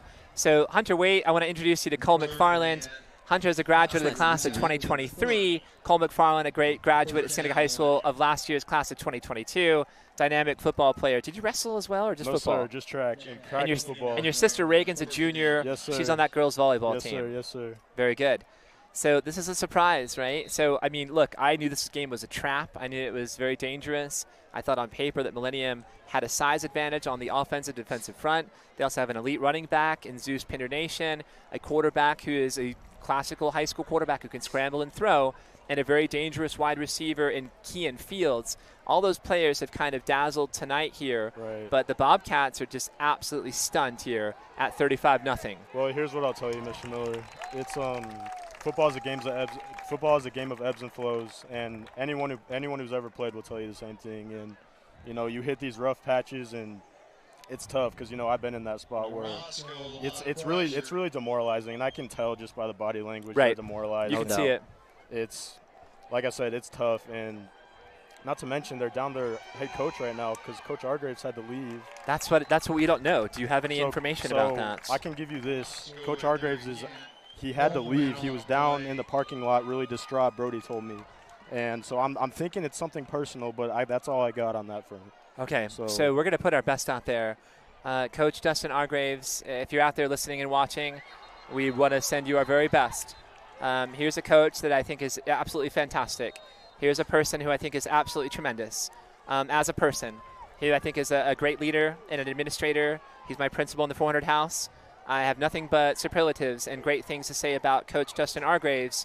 So, Coach, if you're out there listening, You're in our thoughts and our prayers, and we want you to be healthy and happy and hoping to see you soon, sir. Yes, sir. It's, playing football without your head man, you lose leadership, and that's something you can't replace. I mean, you got your captains, they can step up, but when you're down 35 zip here, it's tough. And the Cats have experience. They have experienced assistants down there, right? So you've got Lewis Nightingale, who I know has head coaching experience, very successful at Santa Rita. You've got Jason Hawley. You've got Steve Schween. You've got Coach Solo, Demencio Solorzano. You've got the coaches up top here who are signaling down to the coaches down on the field. So there is leadership there. There's experience down there. You've got Coach Ryan Patterson, the offensive line coach, who I think is terrific. Kevin McDonald, the elite special teams coach, who I think is outstanding as a coach and a person. So there is leadership down there. There's experience down there in that coaching ranks, but it's different because it's not your head guy. Yeah, and it's absolutely tough because, they're all thrusted into a position that's unfamiliar and, so it just happens so fast. So, it is what it is. Oh, great try there. Damien Orozco here, maybe frustrated at himself on that one. The elusive scramble by Derek Berry. He picks up 7, maybe 8 on the carry. It'll set up a 4th and a short 3. And the clock here is not really a factor, but 55 seconds left in the second quarter. Right. And I'll tell you that they're down some guys. They got guys nicked up right now, and they just got to get healthy. I mean, obviously they're losing a big guy right now, number 11, who was on our team, and we're in a tough spot. That's all I'll say on that front, and don't expect to see him the rest of the season. Yeah, it's a huge loss. So I'm going to send my best out there to number 11, Superfly, and I'm just going to wish you the best. I'm a fan of you, so I just wish you continued success. Whatever you go, whatever you do, there's a pass in and out of the hands, and you see, I'm gonna go way back in time here. That was number 19 on the reception. I'm gonna give you. You guys don't know this. There was a show back in the 70s called "What's Happening," and it was Roger, Dwayne, and Rerun, and that was the Fred Berry rerun there, who was just trying to keep his wheels going across the track on the far side of the field. So if anybody gets that reference, props to you. I guess you're old like I am. That ball was a wobbler, but that did hit him right in the numbers. And again, we haven't seen like the crispest or the most crisp of spirals here tonight. And I'll give you another name from the 60s, Joe Kapp, a little before my time. But Joe Kapp was a quarterback for the Minnesota Vikings. Fran Tarkenton, the greatest quarterback in Vikings history. But a scrambling quarterback who can throw off the run. Again, pretty accurate at 78% coming into the game tonight. Evan Weber under pressure, and he's in the grasp. A little bit of extra there, right? So the whistles had blown, and those players were, continuing to follow through on their tackle. So maybe just a little bit of extracurricular. It was Jack Adair, the senior, number 11, and number 61, Damari Collier, the defensive tackle. I met Collier before the game, wished him luck. I talk to players from everybody. I wish people good luck and safe travels. It's what I do. I want competition and sportsmanship. It's a game, right? So it's important, of course. It's important for our kids. It's important for their kids. And I was talking to one of the coaches from Millennium, John Saunders, pre-game, and I said, I tell the kids this all the time. The kids that I've encountered in my travels covering sports across Arizona are basically the same. There could be some differences in wealth and some differences in economic backgrounds and a little bit of cultural differences, depends on where you go. But by and large, the student interests are the same. The styles and fashion are the same. The musical tastes and interests are the same. They're pretty much very similar anywhere you travel. So these kids from Millennium, very similar to the kids from Cienega High School, and they're just trying to compete here. Nice pass. Gavin Peterson near side. Takes a hit, spins and rolls. Is tackled out of bounds, but a gain of 15 and a first down for the Cats. And a rousing round of applause here from the Bobcat faithful looking for any signs of life. Yeah, they're just looking for a spark before halftime here. Hopefully they can march down the field with these 18 seconds, take advantage of that, and hopefully get at least a field goal. So the Cats have one timeout, right? So to put any points on the board would be a positive development. Just to get that zero just kind of looks at you. And I feel like it's the telltale heart, a little Edgar Allan Poe reference, if you ever read that short story, with that eye, right, under the plank of the floorboard that drove that character crazy in that story. Jump ball here. Oh, good job there. R.A. Dubin here just trying to wrestle that one down. There was close coverage, and it was 21. Eric Rivera there in coverage.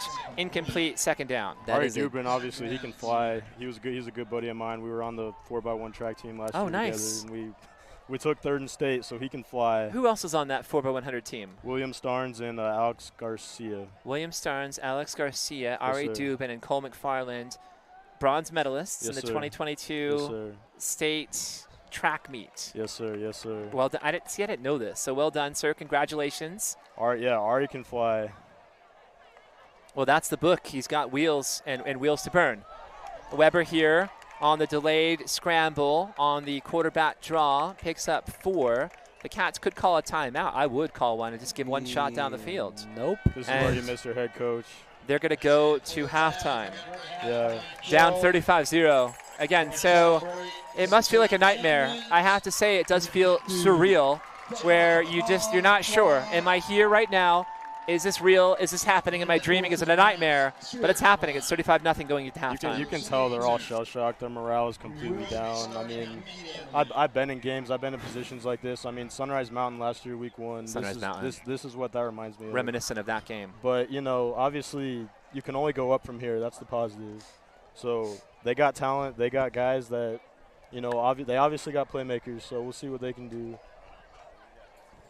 All right, well, Nick Irvin, let's make sure that we've got, we're going to make sure we bring you the coverage here down on the field. We're going to bring a camera crew down there. You see Chris DeRozier, the athletic director from Cienega. And Heather Mott and those champions of boys volleyball are going to receive their rings here in a moment. Coley, do you want to come back for second half, or are you out of here? It's fine either way. I'll stick around. Are you going to stick around for a little bit? Yes, it's sir. such a pleasure having you on here on the broadcast. When we were talking earlier today, you can take a break, Hunter. When we were talking earlier, I was kind of hoping and thinking, and I thought about you earlier the last time I saw you at your sister's volleyball match. Right. Here's a guy who would be a great analyst for football. And you kind of broached that subject today, and I was like, yes, we'd love to have you. We'll save a headset for you. And let's see if our camera. Go ahead, Cole. 3 of 4 senior players playing at the next level. Thank you to all who have helped us get here. Kim Middleton. He's on Brenda 3. Torres, Chris DeRozier. There you go. Go ahead, Cole. I remember Stetson Milligan. He was doing commentary for soccer, and I was like, man, so people in my class have done this before. So, I thought about that last year. I was like, man, that sounds like fun. Yes. So, yeah, I'm excited to be here. It's real cool up here. It's a pleasure. It's a privilege to have you on here, Cole McFarland. You're a parapro currently at Ocotillo Ridge Elementary School. I'm sure those kiddos, those students that you work with just absolutely love working with you. Here come the state champs. Well, this is exactly what I needed. So you've got Jake Schroeder here, kind of giving the princess wave here. And then you've got David Samorano, who is the right tackle on offense.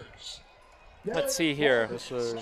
There's Braden Cherry down there, too. Absolutely. So a nice highlight to get that ring. So a couple of the football players. Let's kind of hit all the players who are on this roster. So Derek Vargas, a captain, a big hitter, number 40. Jaden Bramhall, the great setter, unable to attend tonight. His parents, Ed and Kathy Bramhall, representing tonight. Taylor Allen, captain, big 6'6" weapon on that offensive line, or that attacking outside hitter or middle blocker. Colin Wilkes, another graduate of the class of 2022, another great player. Juniors from last year who are now seniors, Aiden Keene, David Samorano, Braden Cherry, Elijah Raymond, Mason Tippett, Tarek Dinetzo. And then sophomores from last year who are now juniors, Jake Schroeder and Micah Richardson. Micah is out sick, unable to attend tonight. And Zoe Winstreak and Lila Etchert, the managers who also graduated the class of 2022. And the coaches, Heather Mott, Michael Allen, and Cass Shobin. And the weight training coach is Steve Schween. And then Coach Mott gave me this script here earlier today. The achievements of this squad from last year, 21-0 undefeated. They were the Southern Section champions. They were the 5A state champions. 3 out of the 4 seniors from that team who graduated, part of the class of 2022, are playing at the next level. And her message was very concise. Thank you to all who helped us get here. And I'm going right down the list. Kim Middleton, our principal at Cienega High School. Brenda Torres, the freshman house principal in the 300 house. Chris DeRozier, the athletic director. Steve Schween, the weight and conditioning coach at Cienega. Joe Urquia Islas, who is the head trainer at Cienega. Nick Irvin, and Jason Miller. So she thanked all of us, which I was just delighted to get, so thank you. And then all past coaches and players who helped build our culture was hear the message from Coach Heather Mott, who is as humble and as successful and as elite as a leader and a person and a coach as you could hope to have.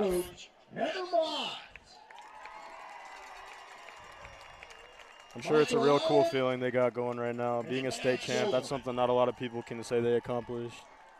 No, you're right. I mean, that's just, I don't think people understand, Cole, how difficult it is to win consistently, to win a playoff game, much less to go through the entire gauntlet of the playoffs and to capture a state championship. It's so rare. I mean, it's not as rare as Haley's Comet, but these things don't happen every day. It's so difficult. Everything has to align perfectly. The players have to be at peak performance. You have to have health and healthy players. You have to just kind of click and vibe, and that team kind of encapsulated all of those criteria that you absolutely need to have. We've been close a couple of times, but never got there, unfortunately. But, you know, good for them. Good for them, absolutely. No, it's great. It's great, Cole. This helps me. It's not going to probably help me sleep tonight, but this is a nice glimpse, a great moment here. Often we have teams like yours from last year, 8-4, a great, wonderful, magical season, and it's nice to celebrate. It is nice, and it's important, I think, to take a moment to recognize, to look back, to celebrate the accomplishments and achievements of the special group of student athletes and everybody who was involved in this run. So it's just wonderful to see here Coach Mott and all of her high flyers there. Cass Shobin, who's a great assistant coach as well, and Dr. Michael Allen, the dentist, who is a great assistant coach. Also pretty good at spinning the ones and twos on the turntable as a DJ in pregame and postgame warm-ups. So they have a wonderful group. Boy, I'd love to be in that mix down there. I missed getting in the shot last year from, I think it was Verado High School, where that title match took place.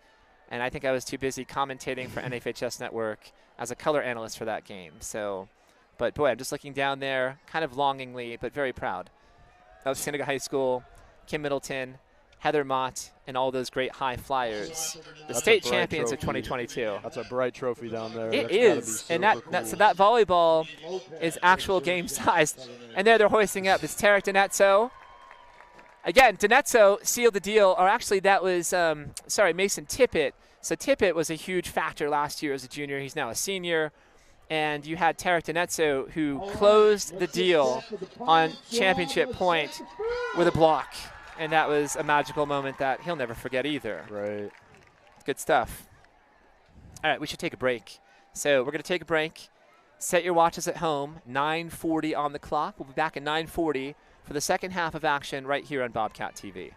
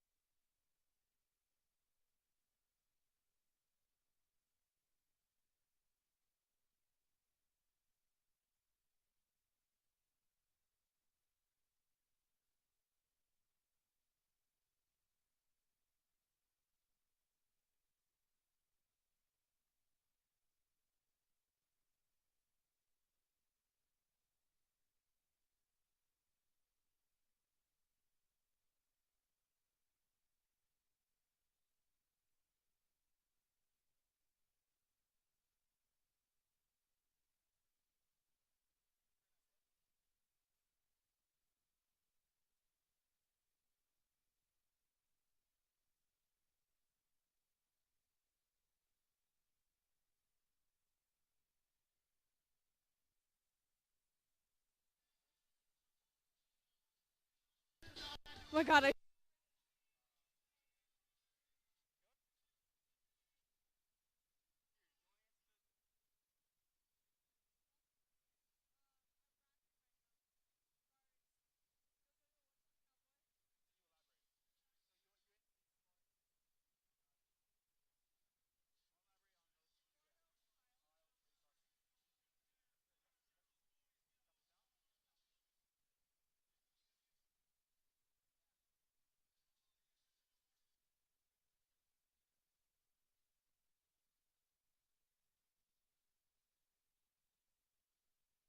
Good evening, Bobcats.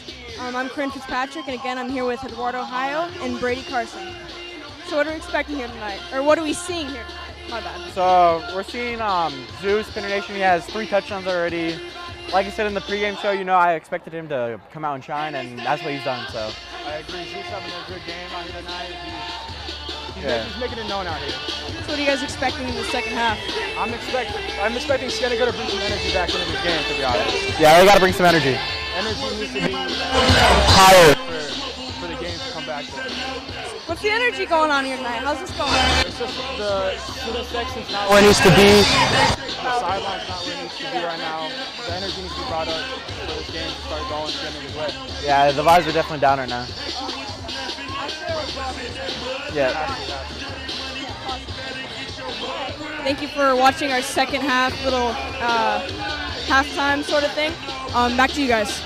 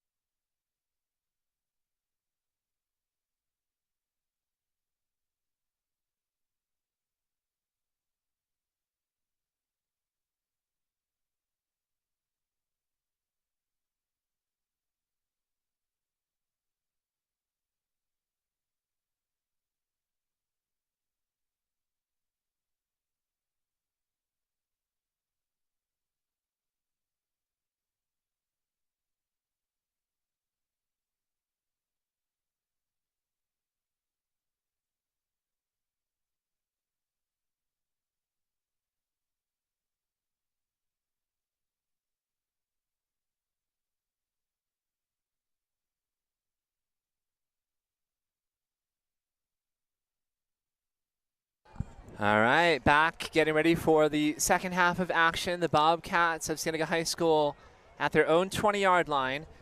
Such turmoil and such adversity here for the Bobcats, down 35-0. Very uncharacteristic to open the second half. Their backup quarterback, Evan Weber, the junior, number 11 out there. Hand off to Edgar Garcia, goes to the far side, and he is smothered after picking up 3 yards. Jason Miller, along with Hunter Waite and Cole McFarland. McFarland, the class of 2022, great running back and linebacker at Cienega High School.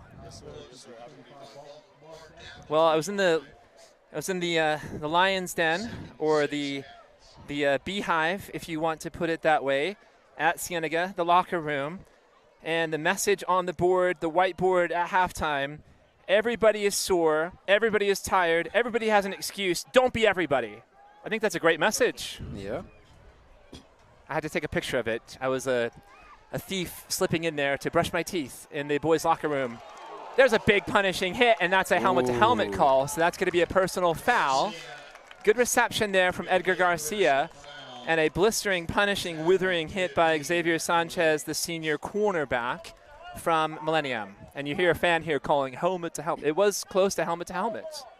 You know, playing with a backup quarterback now, I mean, Evan's got talent. I've seen Evan play, but you know, it definitely makes your offense a little bit more one-dimensional. Like, you know, Edgar's getting the ball every play. Sure. So we'll see if Evan can make a few plays here this season. It's so difficult, right? And you've got your starting quarterback, Braden Cherry.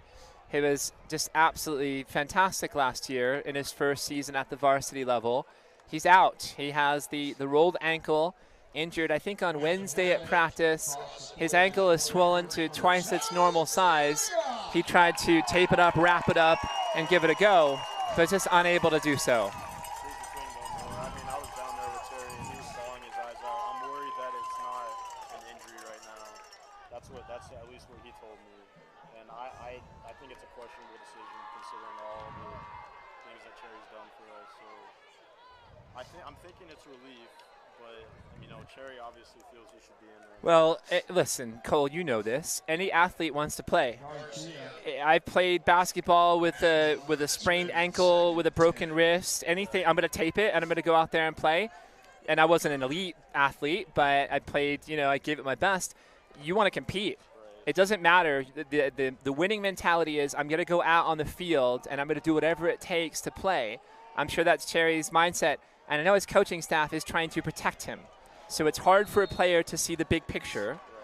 And you're looking at the long side here of a 35-0 deficit. So this game is so far out of reach at the moment. Something miraculous would have to happen to claw back in it. Yeah. You're thinking about next week against South Point Catholic. You're thinking about the following week at Desert Edge. You're thinking about the next week at home on the 7th against Marana High School. And then you get into your regular slate of games within your region. And we need Braden Cherry to be healthy for those games. You know, that's something I try to tell him. You know, obviously, you know, you're an athlete, you're the squad. There's nothing someone else can tell you to get you out of that funk, obviously. But, you know, I just try to tell him, you know, they wouldn't invest everything they got into him just to have him benched here, and that's something he has to do. Yeah, they see that the pocket is constantly collapsing, and I can understand the emotions 100%. You see your team down with the big deficit as this is, and you want to go do something. You want to go make something happen. Do you have any ambition on being a coach in the future? That's something our grades will talk to me about. You know, there's Gavin Gavin. Peterson. Well, there you go. Gavin Peterson, 46 yards on the touchdown catch from Evan Weber. There's Evan making a play. Hopefully that gets him in the rhythm here, at least for morale purposes. That's the spark that they've been looking for. That was a good pass and a bit of a blown coverage there on the zone defense. Saw a couple of the Millennial players arguing with each other there. Yeah. But hey, that's the start. Yeah, now, you know, obviously, if nothing else, that gives them morale going into next week, which they'll badly need. 46 yards on the touchdown catch. Obviously a broken coverage back there defensively for Millennium, and a great strike. So you saw Evan Weber on the money, dropping a dime into the hands of Gavin Peterson, who sprinted in for a touchdown catch. Peterson, a great receiver. I would say a great possession receiver. He's also got some maybe unassuming speed. like he's faster than what you think he is out there. He's deceptive. He's deceptively fast. That's what I was looking for. Sometimes my words elude me, but he has that speed. And then you've got Gavin Peterson, who will do the holding responsibilities on the extra point. The kick is up, and it's good by Zane Colson. Honestly, so a little Gavin's infusion of electricity here in the home foul. Player. Gavin made several plays for us last year, and excited to see what he got this year. Obviously, you're going to need someone to step up for certain losses that you have on the team now. So we'll see if he can fill that void a little bit along with some other guys. So finally, the 0 is off the board, and the Bobcats have 7. So again, it was 35-0 going in the locker room at halftime. Again, a storm of tumult around the campus to a degree today. Jimmy Diaz out for the game tonight and conceivably in the rest of the season potentially. And Coach Hargraves is not here, not on the sideline, not in the stadium, not on campus. Again, we want to put our very best out there to Coach Hargraves, to him and his family. He's a terrific coach and a wonderful person, right? And maybe not necessarily in that order. I think he's dynamite in every facet as a leader, as a principal, as a teacher, as a coach, as a human being. So Coach Hargraves, want to send the best out to you. You're in the thoughts and prayers. We wish you the very best and want to see you back on this campus, sir. So let's put it like that. 35-7, 9:35 on the clock, third quarter. And they're just looking for a quick defensive stop here. Right. And that was the perfect scenario that could have happened right out of halftime. Sure. Come out with a big score. Correct. Quick score, quick turnovers on defense. Hopefully more quick scores. That's the only way that they're going to get back in this game. I would expect them to be real aggressive here on this drive. Maybe send a few extra guys, get a sack. Getting a sack, that's one of the biggest momentum shifters in the football game. Obviously, it's a little tough with the score right now, but you got to just go for broke at this point. Yep. And it's nice to see that they trust Evan throwing the ball, too. Right. They still trust their backup. That was a really good pass by him. That tackle on special teams was by Darian Rohr, number 34. He's a junior on special teams. So good to see him active tonight. Cody Foster, number 30, also active tonight. Good to see. And big Damien Orozco, big D on that defensive line. So 3 Cats who are not in week 1 who are active tonight. 1st and 10, Millennium. Quarterback steps up into the pocket. And there's big D, Damien Orozco. River Reese also converging on the tackle. And you see River here flexing. All right, we are going to go down to the field with Reagan Scott with a sideline report.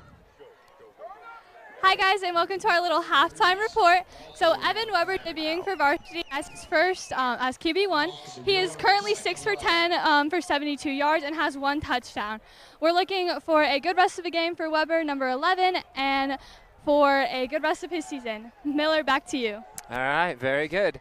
Reagan Scott, the fearless reporter from Bobcat TV, a junior at Cienega High School, getting us all this information from inside the Beehive.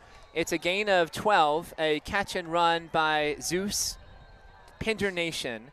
And there's a Bobcat down there, Jack Garcia, number 55, who is slow to get up. Probably cramping, I'm guessing, Cole. That looks like a cramp. Yeah, cramps go crazy. I had one against South Point, and that was real painful. In your calf? Yes, sir. Yes, sir. Oh, that's... Seems like a common place for football athletes to get the cramps, as in the calves. Yeah, and it's really scary because cramps is such an intense pain, and you think it's something worse. Right, exactly. You may think that it's something worse. Like I thought my Achilles was gone, but luckily it wasn't that serious. But like I said, those cramps, the pain is intense. I kind of remember you on the sideline, so frustrated. Probably hitting the turf as well, because if you thought you ruptured your Achilles, yeah, I've been guilty of that. You think your season's over. So again, such a magical run last year. You and the graduates of the class of 2022. For me, a season for the books. One of those memorable seasons, special and magical. To start off with so much adversity, to improve week by week by week, which is testament to you and your teammates and their grit and character, as well as Coach Hargraves and his staff. Yes, sir. So here's another season.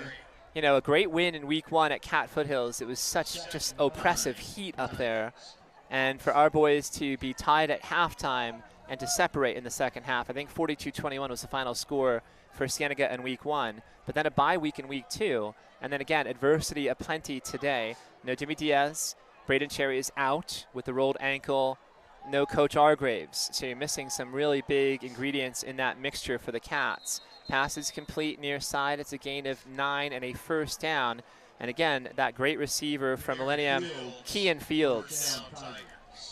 Yeah, you can tell they're definitely their morale's definitely down right now. It's just the type of thing where, you know, you got to get up and reset the next day, watch the film, and just you can only go up from here. That's the positive.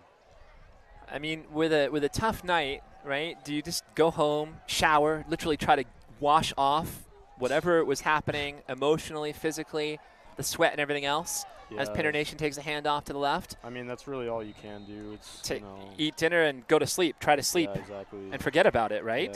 Yeah, that's something that I always did. You know, it's just such a losing sucks. Anyone who deals with losing well, I mean, I'd be hard pressed to say that you really care. Right. So, like, you know, it's obviously these kids want to win. These guys, they'll get better for sure. You know, they got a lot of guys here with potential. Well, the schedule doesn't get any easier. You have South Point Catholic coming in next Friday night. South Point that was elevated to 6A, and this is a team that's a perennial power, not just in Tucson, but the state of Arizona. Pender Nation near side, the stiff arm here, rolled out of bounds by Karan Watson. Watson, a big physical defensive back and tight end and wide receiver. I got to give Trey a shout out. Trey Morrow down there wearing my number. Yes. And you know, he almost made that play in the backfield there, but you know, it's just been that type of night. Yeah, I saw Trey Moore today in passing, and you know, one of my things is I always hit kids kind of on the shoulder. I just kind of give them a tap there. Coaches, people, whatever. It seems like a safe place to touch somebody. It's just a little pat on the shoulder. Right. It was like touching a granite wall, right? So he's statuesque there is Trey Moore. And again, Trey's wearing number 32 tonight, usually wearing number 22. He's 6'2", 220. I would say like pure muscle. Maybe like 5% body fat, if that. Handoff left side, Pender Nation. Good tackle down there. And there's some extracurriculars happening in the end zone. River Reese is tied up there with a huge offensive lineman. And again, you've got River number 8, who's 6'1", 185. And you've got, was it 76, who is Sean Tripp, 6'3", 290. So giving up 100 pounds and a couple of inches of size. But River is fearless. I like River. I mean, I've seen River make several plays here tonight. And, you know, he's definitely – you can tell when a guy has dog in him. And River's definitely got a dog in him. 100% inside of him. Those are my favorite football players. Me too. Guys who just play hard. That's know. right. It's something you can't teach. Like, you can teach, you know, techniques, X's and O's, all that, but there's certain things you can't teach. So he's one of my favorite players. I love guys who just have that dog in them. I do too. He has desire, intensity. He is passionate. He wants to compete. I mean, he's frustrated right now, so you see him being pulled off here and being probably told to cool down and cool off a little bit, but he's stalking like a tiger on the sideline, just ready to get back into the action. And people are trying to talk to him. He wants nothing of it. He wants to go back out there and get another hit. So it's 1st and goal from the 5-yard line for the Tigers. Derek Berry at quarterback. Keeps it. Looks near side, and it's a touchdown. So the pass is 5 yards on the reception. It's Kean Fields yet again tonight. That was tight coverage there, but the receiver did a good job to come back to the football on that out route. Just a little zig concept right there. That's a real nice play against man coverage. You know, you got the guy, you got the corner, Ari Dubin right there, thinking he's going to run the slant and just planting that foot and going back to the outside. It's tricky, right? They've run slants before, so from that formation, so instead of running a slant, you're just going to do a little out, or you call it a zag? Is that zig. A zig. Sorry, you zig, I zag. Zigzag. So yeah, real good, real effective concept against man coverage there. Derek Berry, 5 yards on the touchdown pass, and the extra point is good. And it looks like we have a scoreboard momentarily elapsed. Everything was blank on the scoreboard. Everything disappeared. And now the score is reflected. The extra point was good, right? Yes. I believe so. So 42, there it is, 42-7. A slow clock, 6:35 frozen on the clock in the 3rd quarter. And the Tigers up on top, again, extending the lead back to 35 points with 6:35 on the clock here in the 3rd quarter. Now, Cole, I know that you're a para right now at Ocotillo Ridge Elementary School. What's your plan? What's next for you? So I'm gonna head up to BYU, Idaho, with my sister in the winter, and probably study sports med or physical therapy, something of that nature. Just getting ready for the next steps. Are you going to continue your football playing career? That's up in the air, man. Like, that's something I tell these guys down here is if you want to do it, you just go for it, because there's no sicker feeling than wanting to play and just not playing. If that's your passion, go for it. I'll say it to you right now. Go for it. Walk on up there at BYU, Idaho, if that's what you want to do. I mean, of course, academics is important, and that's your path, but I tell every student athlete I encounter, you play the sport, whatever it is, as long as you can, until it stops becoming fun. If it starts becoming work or it becomes miserable for you, then you can step away. Yes, but sir. don't step away until you're absolutely sure that you're finished, because you might miss it. And you have your whole life to work. I said this to you earlier today, so Yes, I'm just going to repeat that to you, Cole. Yeah, Great football player. Intensity, intangibles, running back, linebacker. I'm sure you can play special teams. I see coaching for you in the future if that's something you're interested in. I know Coach Argraves was a standout safety at Santa Rita High School under Louis Nightingale. The day that he graduated, Coach Nightingale approached him and said, I want you to coach on my staff next year. Argraves accepted, and he's never looked back. Yes, sir. A long history as a very successful assistant coach and a head coach at Mountain View, at Tucson High School, now here at Cienega High School. So I'm going to put, again, our thoughts and best wishes out there to Coach Argraves. We miss you, and we wish you the very best, sir. All right, so it's 1st and 10 from the 20. Weber pitches near side to Edgar Garcia, a good tackle out in space. Watch that tripod there, number 8. That's Brianna Cueto, who's running the camera down on the field from Bobcat TV. Cole Marzalek made the tackle, and we have a false start going against the Bobcats. Obviously Coach Nightingale is a real accomplished offensive coordinator, head coach, whatever. I'm not sure exactly how many positions he's been in, but obviously he's real accomplished, and he's got a system that he really likes. And, I will say that the trouble with the pistol offense is, it can almost become predictable when you're going to run or pass. That's one of the things that really stood out to me in differentiation of him and Pat Nugent's offense, which obviously was a more power run, multiple formation type of offense, whereas Coach Nightingale's system is just a pistol set where, you're either, you might run an RPO, you might throw it, but it does become a tad predictable at times. But it depends, too, right? It depends on the personnel that you have. So Correct. Depending on who you've got there at your skill positions, quarterback, running back, receiver, tight end, you're going to scheme your offense based on what you've got. Right. Wow, there's all kinds of moving pieces out here. A bit of confusion on that formation. Looks like a fire drill from Cienega.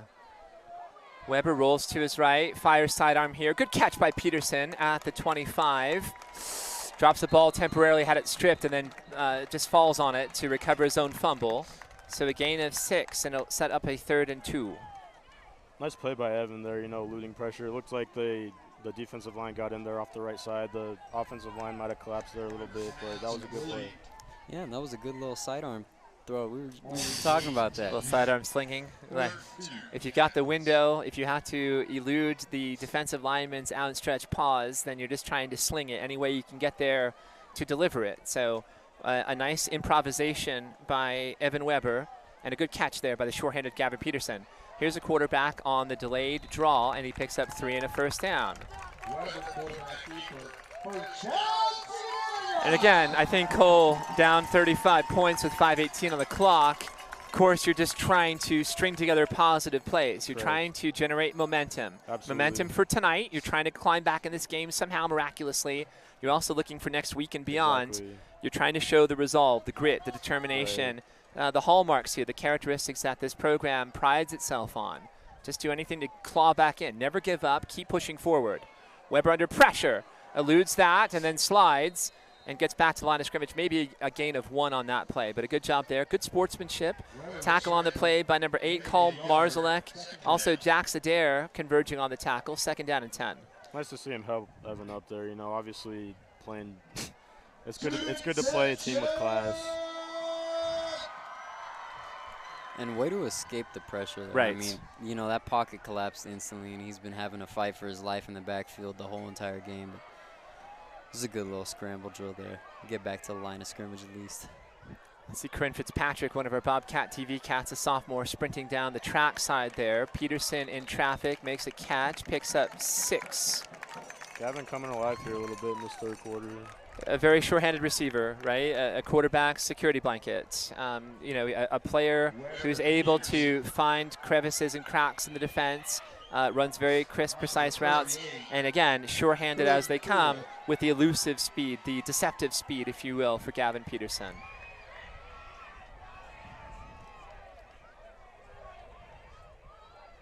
Got big Landon Hall there at center.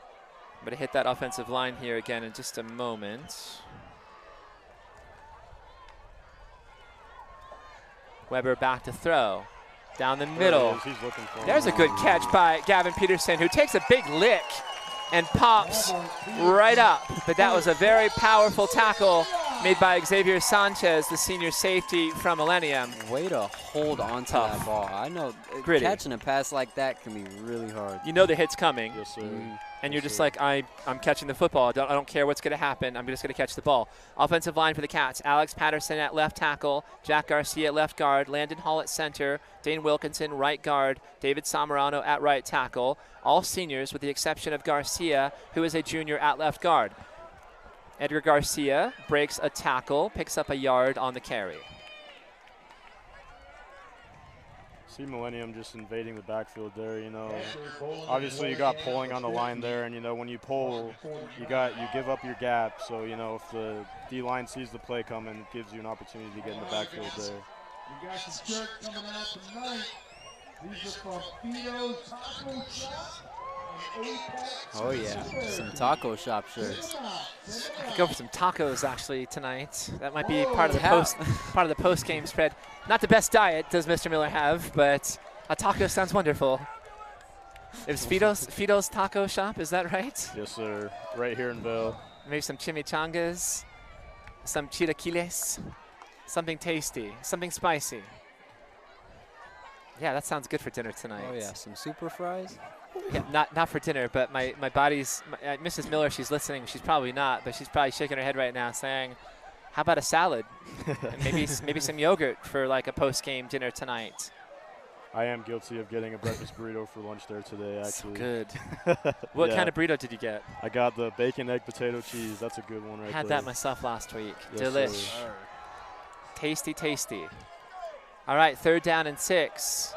Weber looks to throw. Now he's trying to scramble, and he's swallowed behind the line of scrimmage. And again, it was Demary Collier, the junior defensive tackle, on the tackle.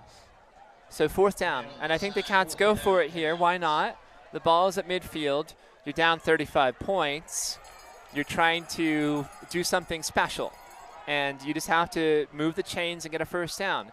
I talked to Andy Morales, the ubiquitous reporter from AIA365.com, who I see everywhere. I see him in every season, at every sporting event across the state of Arizona. And then also my guy, Kelly Presnell, the great photographer from the Arizona Daily Star, talking to both of those gentlemen at halftime. So I'm expecting to see a good write-up here tomorrow on AIA365.com. There's a nice catch by Garcia, lowers the shoulder, picks up the 1st down. There we go. 9 yards on the reception. Weber to Garcia. Nice to see him throw that little hitch there that was open in the flat. You know, last year I remember running that play, and Cherry didn't throw that route very often, so it's nice to see it get open here. But we're squeezed in like sardines tonight. We're at the Catbird seat at Cienega High School. You've got fans here making a mad dash. I'm not sure what's going on. I think somebody just stole a T-shirt. He's being chased. He's got one of those Fido's taco stand T-shirts, and he took it and ran. He's just leaving. So a bit of a scrum down there in the student section. Not too much to get excited about. Who wouldn't want a Fido's Taco Shop shirt? Any free T-shirt, I think, is kind of like just people just go berserk for them. So I've got to throw some shout-outs there to the cheer squad. Julie Henry is the cheer coach. This is a program that's won back-to-back-to-back state titles, I think in 3 of the last 5 years. Kaylee Slattery and Ashlyn Sanders are two of my Bobcats in my government class. And I don't know the rest of the girls, but Tim Nichols is going to go down the roll call here at the end of third quarter. So we can listen to all of those Bobcat cheerleaders with their copper navy palms, and they've got their white uniforms on tonight. So again, a very competitive group.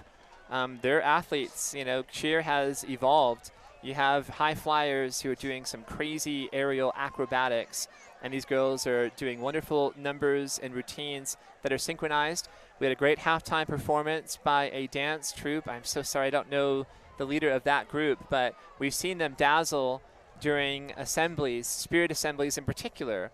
And the students at Cienega High School, who are not easily impressed, may I add, who just kind of go berserk because they're so impressed with this high level, reminds me of the Nick City Dancers in Madison Square Garden with the New York Knickerbockers. So pass goes to Peterson. It's a slant to the far side.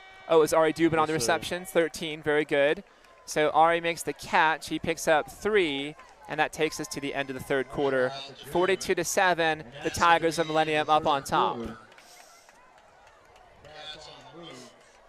All right, here we go. Tradition, year after year.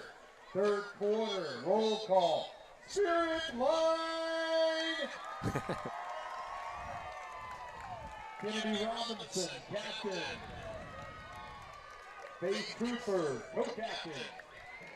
Yeah, down 35, I think we'll see a lot more, you know, the offense taking more risks here for the Bobcats, and we'll see the Tigers starting to chew clock, trying to end this game. Alyssa Plant, Grace Daniel, Antonio Ortiz. I mean, I'm not sure exactly how much adversity a team can take in one night. I mean, obviously you're losing one of your star players, you're losing your head coach, your quarterback's hurt. I mean, I know Malik's playing with the torn meniscus, number 14. I mean, they got a lot going against them, and the positive is it can only go up from here. You're just gonna get up and watch the film and get back to practice and get back to work. Yeah, a lot of adversity. You know, they just like kind of just came into this game already with that dark cloud. You know, like you said, you just gotta focus on the next game. It wouldn't surprise me if somebody was struck by lightning coming into the stadium, or if their car like fell off into a ditch just driving here. So many unexpected negative events that the Bobcats have to just handle and try to overcome here tonight. So again, this is so rare to see a home loss like this or a home deficit like this with such adversity, looking down the short end of a huge 35-point deficit. It's just so uncharacteristic. So the fans are just kind of stunned, and there's not much energy. But Tim Nichols, the great public address announcer, is always doing his best to elevate the crowd and amplify and get them energized. Never forget Mr. Nichols' voice. What's that like for you as a player to hear your name called with such enthusiasm and gusto from Tim Nichols? Well, it's always energizing. I mean, I always got it at least once a game, just going up to the middle of the field. You know, I know my boys Richie and JoJo Garrett, they tell you the same thing going to the middle of the field for the coin toss. And you know, we get it called a couple more times during the game, and he's a real energizing, fiery dude. He is. Very positive person.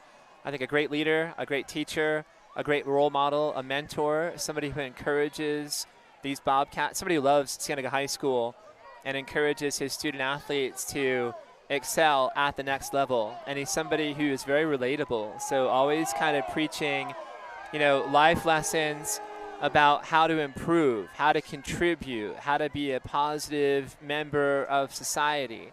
So a great golf coach as well, also an assistant coach for boys basketball. I think he started the softball program here as the head coach.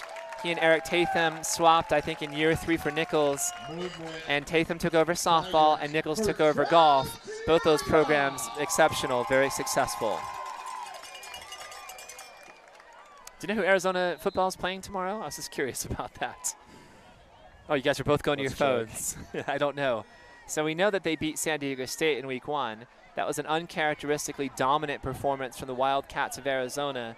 In my 25 years here in Tucson and Vail, that was maybe the most dominant performance I'd seen from that program. They got North Dakota State tomorrow. Yeah, North Dakota State, so not a slouch. And, you know, a difficult loss against Mississippi State last week at home.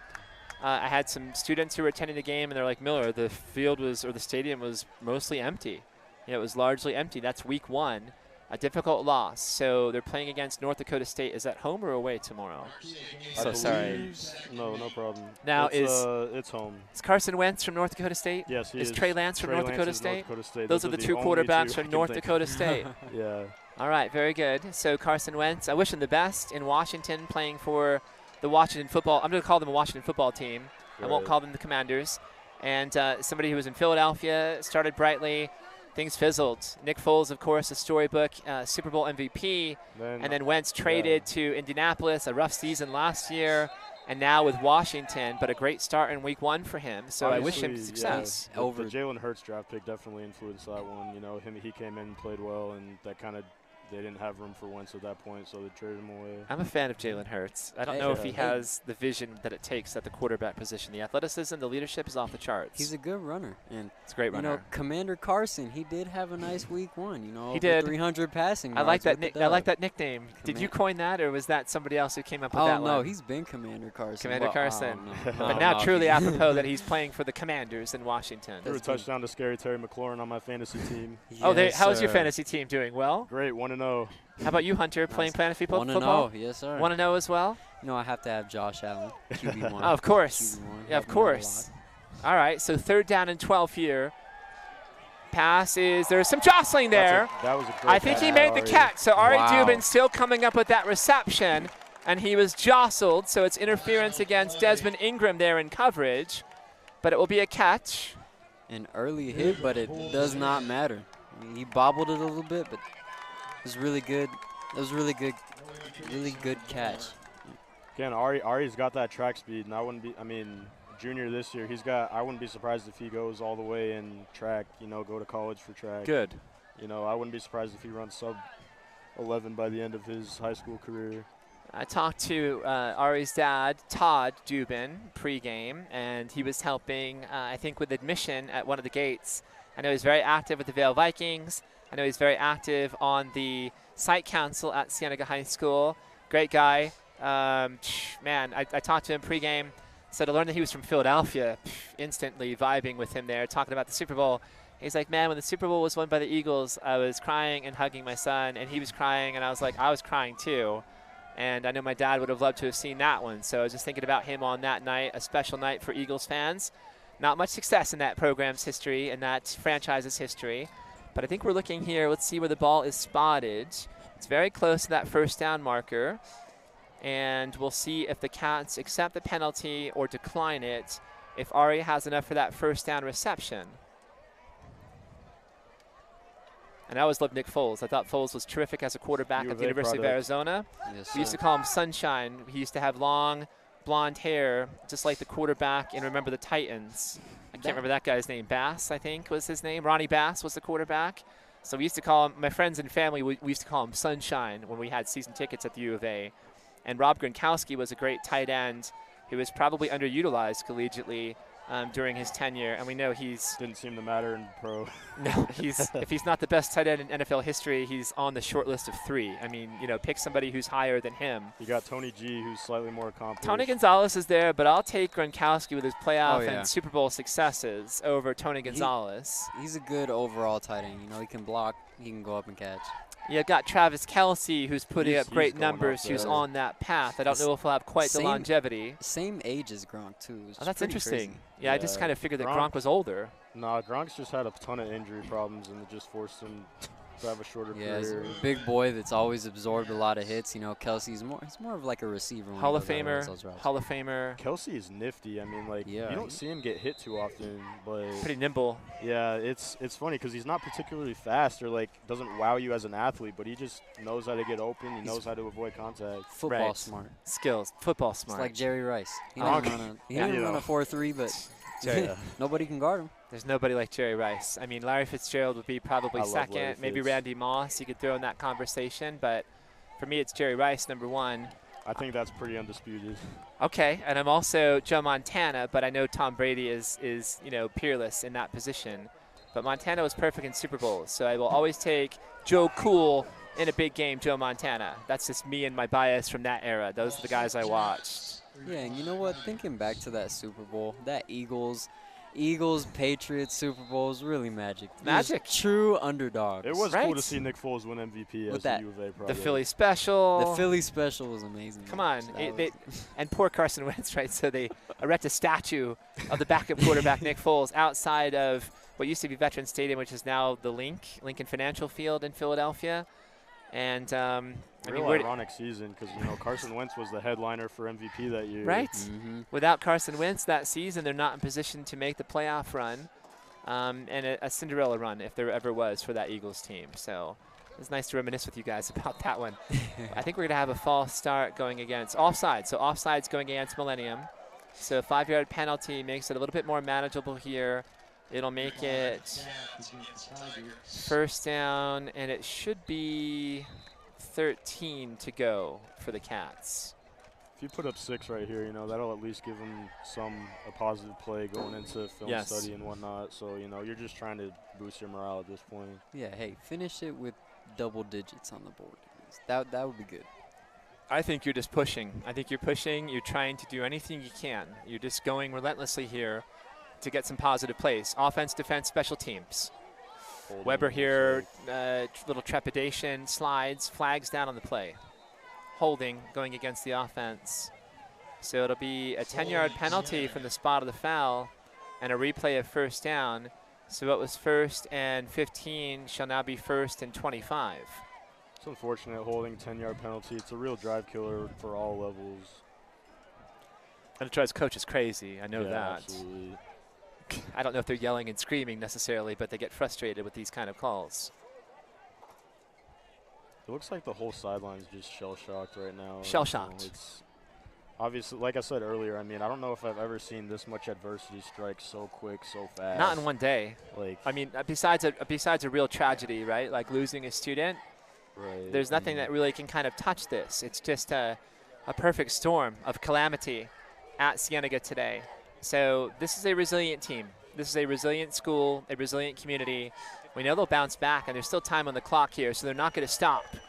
Pass here going for Karan. Karan Watson at the 5. Touchdown, Karan Watson. There we go. So 29 yards on the reception. Karan Watson from Evan Weber. Touchdown, Cats. See Evan just throw it up to the big-bodied receiver, Karan, right there. 6'3", 6'4", about. He's got the size advantage. Just give him a chance when he's one-on-one. You just got the holding call. You're way deep. Might as well just throw that jump ball. Exactly. And there was a really good effort to come back to the ball by Karan. Great. So that's what I like to see. Again, Karan, very intelligent, big physical, imposing specimen at 6'4", 205 pounds.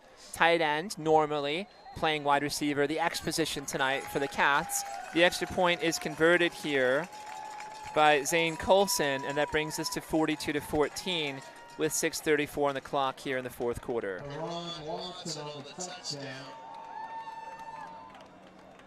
I think Evan's done a real good job considering the circumstances. Absolutely. He's backup quarterback. You don't expect to play, but, Cherry's obviously dealing with injuries, and, Evan looks a little hobbled down there too, but he's fighting. How many reps do you think that he had coming into the game tonight?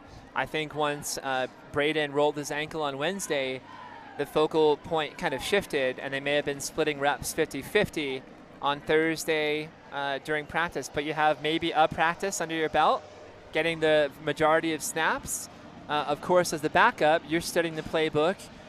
You're learning by shadowing Braden Cherry, and you're trying your very best here. But you're right, to be given the keys to the car and to run the offense here, I think he stepped in superbly under all this adversity. And 2 touchdowns. Obviously, he's more of an athlete than Cherry, but, obviously Cherry's got a great arm, but Evan's definitely a scheme fit in Coach Nightingale's offense, so he's got that going for him.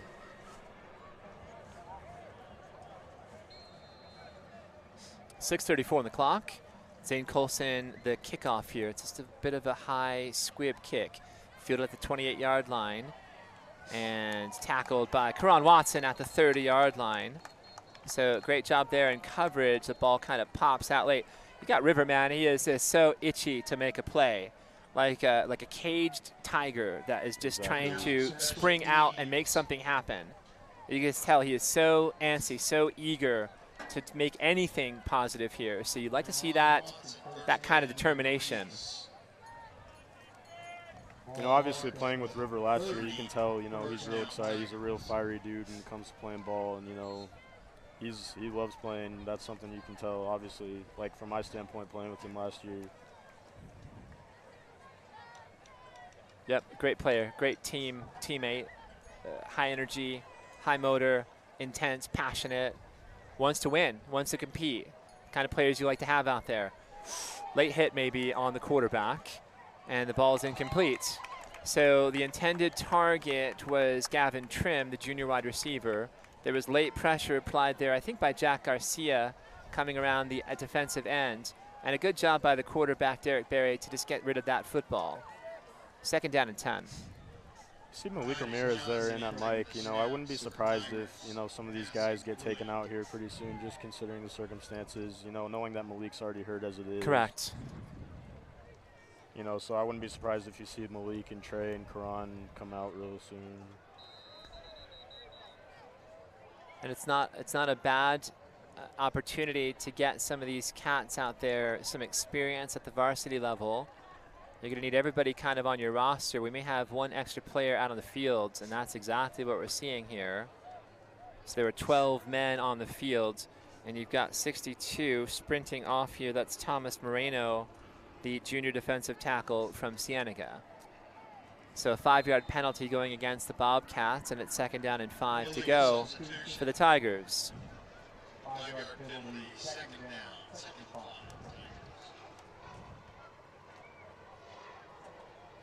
Almost feels like Sunrise Mountain deja vu here tonight.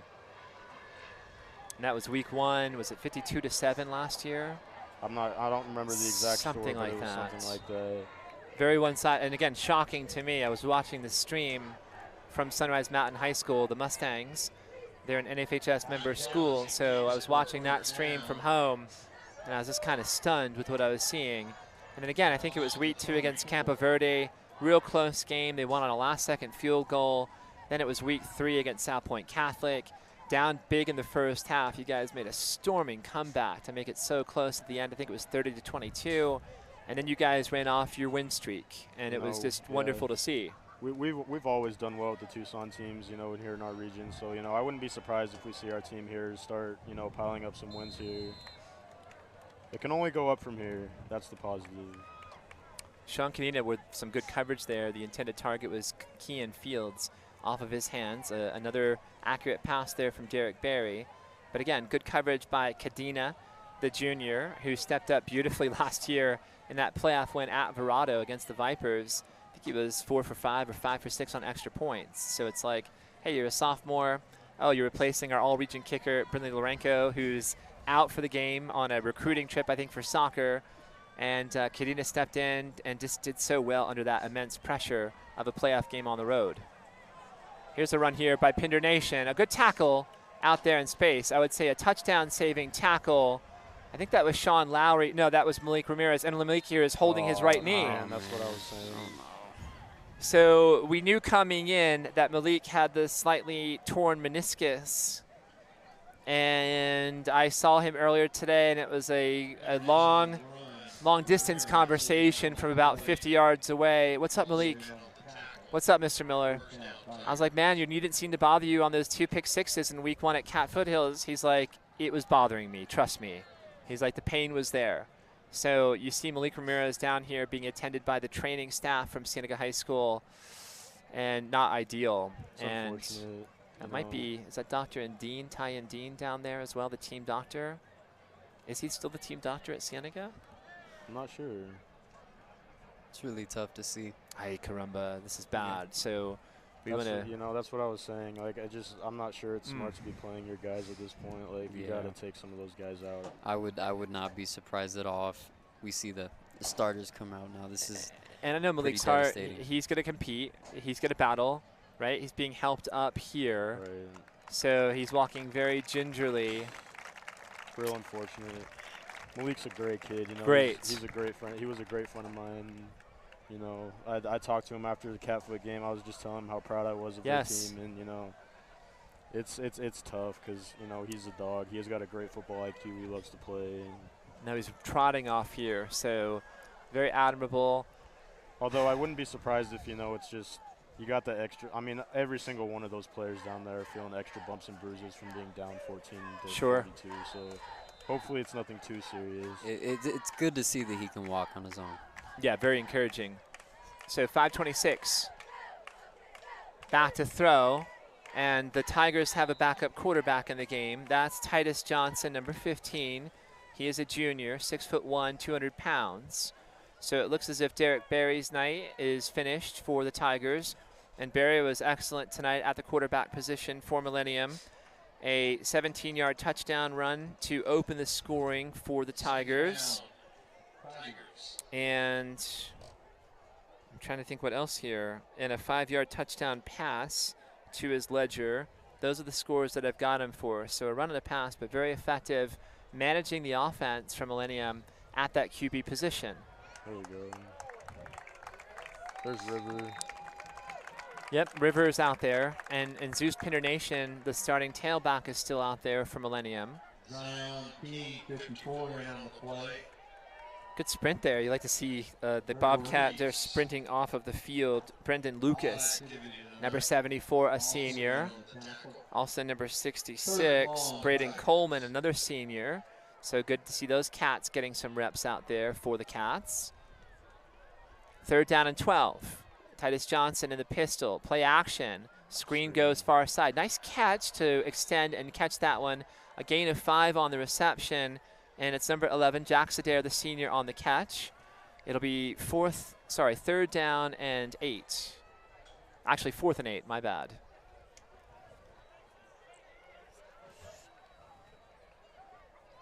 Well, it makes sense for Millennium to go for it, right? So you've got a 28-point lead here. The clock is now running down. And boy, the clock's just kind of going berserk here. It was 4:20, 4:16. It skipped a couple of digits. Now it's down to 4:10 and counting. So it makes sense for the Tigers to go for it. You pick up a 1st down, great. You can continue to eat the clock up. And if you don't get the 1st down, the Cats are relatively deep in their own end at the 33-yard line. So why not go for it here? Try to get a 1st down and continue to eat clock here and try to wrap this game. Morale booster here for sure. Oh, good effort there. There we go. And it was River Reese extending the right arm, getting past that block and deflecting or grabbing the right wrist of Titus Johnson to alter the throwing motion. River Reese, mountain deep, river wide. He does not stop. A lot of pride in number 8. It was a really good effort on that play. Was that the first turnover downs this game? Might have been. I think so. Well, regardless, that was a good effort. Yeah. Again, pride in uniform, pride in that logo, that Bobcat on the helmets, pride in playing here in Vail at Cienega High School in front of your home crowd. Not giving up. Full effort from start to finish. But again, a perfect storm of adversity here for the Bobcats today. Without Jimmy Diaz, without Coach Justin Argraves, without Braden Cherry at quarterback. Such difficult circumstances for these Cats to withstand and overcome, and a very stout Millennium Tigers program with massive size, offensively, defensively, an elite running back in Zeus Pinder Nation, an elite wide receiver in Kean Fields. Very solid quarterback play from Derek Berry, and a spark on defense from Shaid Wilson on the pick 6 early in the game tonight. A very impressive performance from Millennium. Yeah, it sounds like we expected it to be that meniscus from Malik. It sounds like that's what we just got. It's really unfortunate for him, especially coming off of a really good game against Catfoot. His goal was to play through. He's like, I'm going to play through the injury. I'm going to try to play through it. After the season, then I'll get surgery on my meniscus to fix it, right? So again, I give him so much admiration, and I'm so proud of his effort. Just the toughness to go through something that I would imagine is excruciatingly painful. Yeah, just for every step you take. Just for some perspective on that meniscus, I mean, JoJo, he tore his meniscus when we were in 8th grade, and it took him out the whole season. So, I mean, I know it's bothering Malik, so I can't even imagine what it's like playing on that. An injury there in a contact sport like this, it's got to be hard. He's definitely got that dog in him. Yeah, he does. Great football IQ too. You know, that's something I noticed from playing with him last year. Is he knows the game.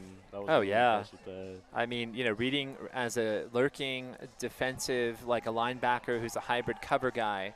3 picks last year, 2 interceptions this year.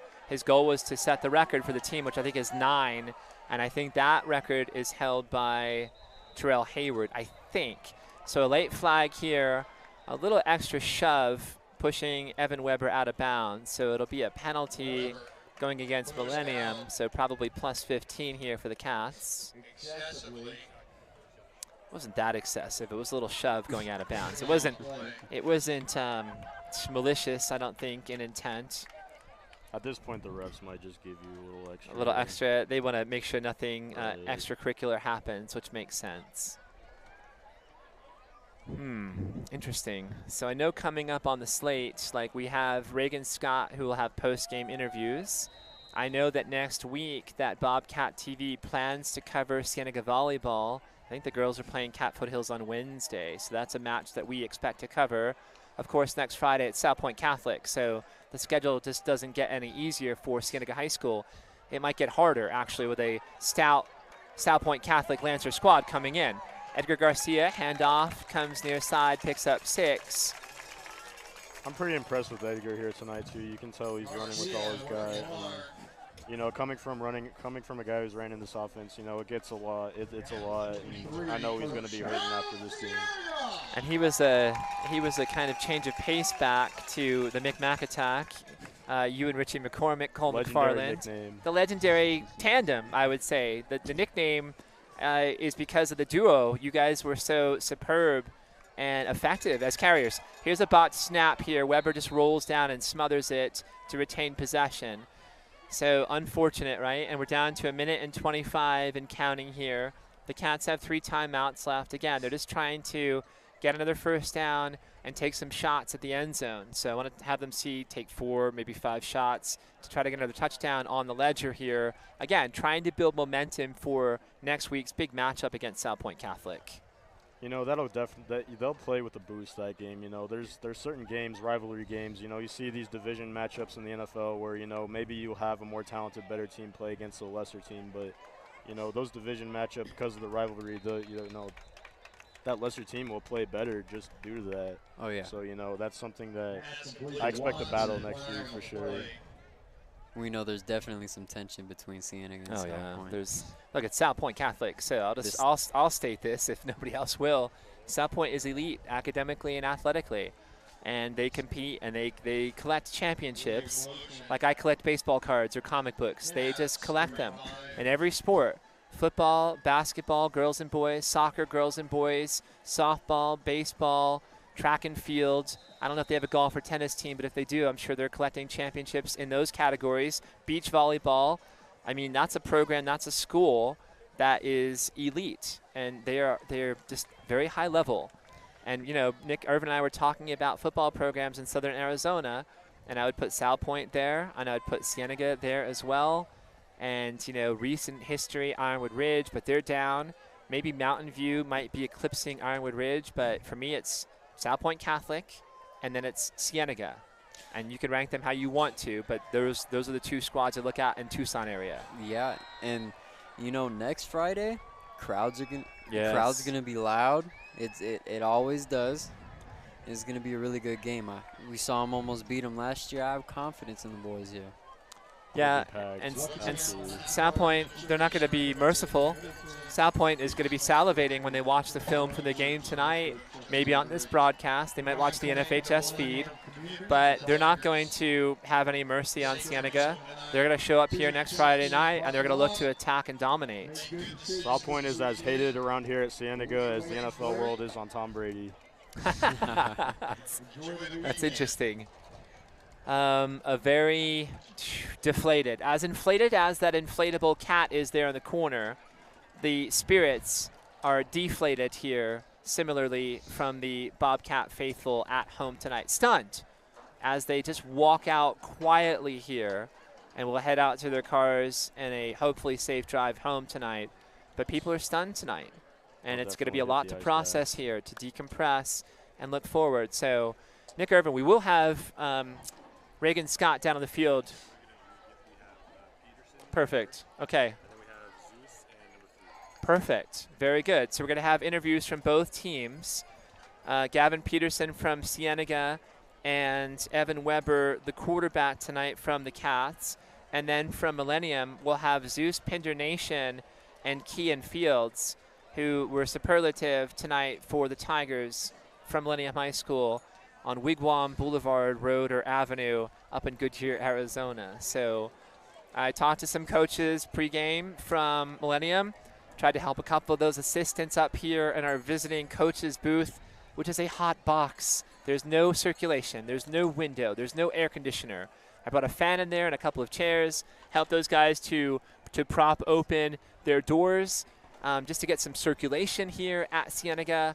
It's a great cool night, and it should hopefully be cooler next Friday night.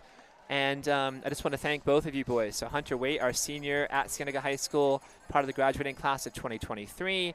And then, of course, Cole McFarland, part of the vaunted Mick attack with Richard McCormick, a great senior from the graduating class of 2022, and a special guest analyst here tonight. So I'll let you guys kind of give your final thoughts here.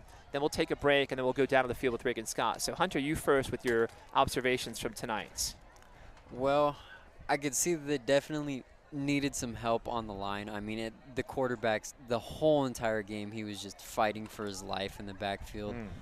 But I feel if they can just give him a couple seconds of time. You know, we saw that the offense can produce. I mean, even Evan was out there. The backup quarterback, he was out there. He's throwing some dimes, 2 touchdowns. It's very possible. And I think that they can come in and they can – it'll be a hard fight, like it always is. But I have confidence, and I feel like these guys can beat South Point next week.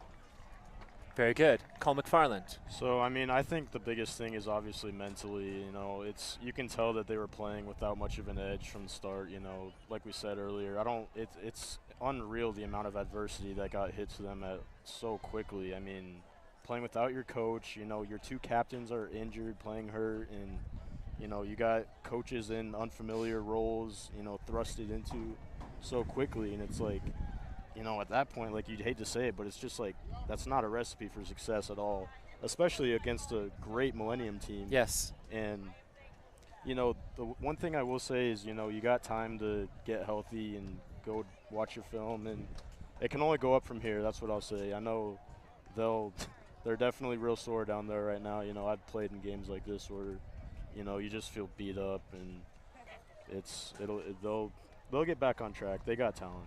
Well, the simile or the analogy that I'll use here tonight is like a kite in a hurricane. Cienega was the kite, and their storm here was mostly internal with this program and this squad.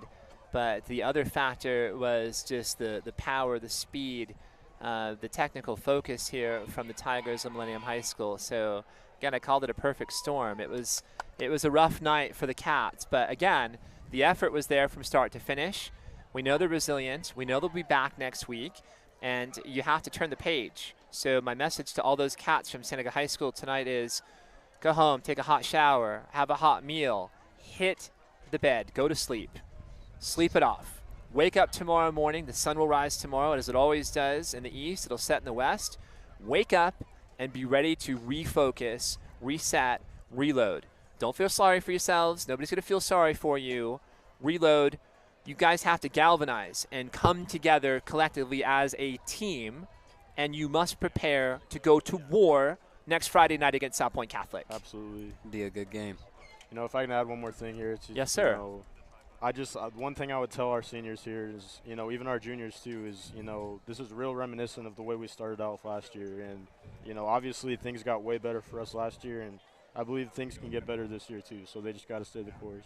But you guys last year, it was hard work and dedication, hard work and dedication, hard work and dedication. Right. The attitude that we will do this, we will figure this out, we will overcome together. Yeah, you know, becoming a tight squad, it's a process. You know, you got to go through the highs and lows, and, you know, they can do it. You know, we did it last year, they can do it again. All right, so we're going to be – so, Cole, I want to thank you. It's you're one of my favorite cats. You're just a great student athlete, a leader, a bright future. Whatever you want to do, Cole, you want to be a physical therapist or a trainer or a medical doctor or something in the medical field, great. Again, I would encourage you to play football, to walk on at BYU Idaho. Say hi to my guy Ethan Stoker, who's a freshman up there as well. He's a great cat as well. And I think you'll do great things. So we're spying here at midfield right at the 50. We've got Reagan Scott, the great reporter from Bobcat TV, and she will be interviewing Zeus Pinder Nation, the stalwart running back from Millennium, and Kean Fields, the senior wide receiver, both electrifying offensive performers here. So first we'll talk to the Tigers, then we'll talk to the Bobcats, and we're just going to wait here for a couple of moments until Reagan Scott is ready. And once she is ready, we're going to throw it down to Reagan. So Reagan Scott, down to you. Oh, sorry, she's not quite ready. Sorry, I jumped the gun here. The system here at Bobcat TV is real impressive. I'll say that. Well, that's Nick Irvin, Cole McFarland. He is the director. He is the whiz kid of Bobcat TV at just 26 years of age.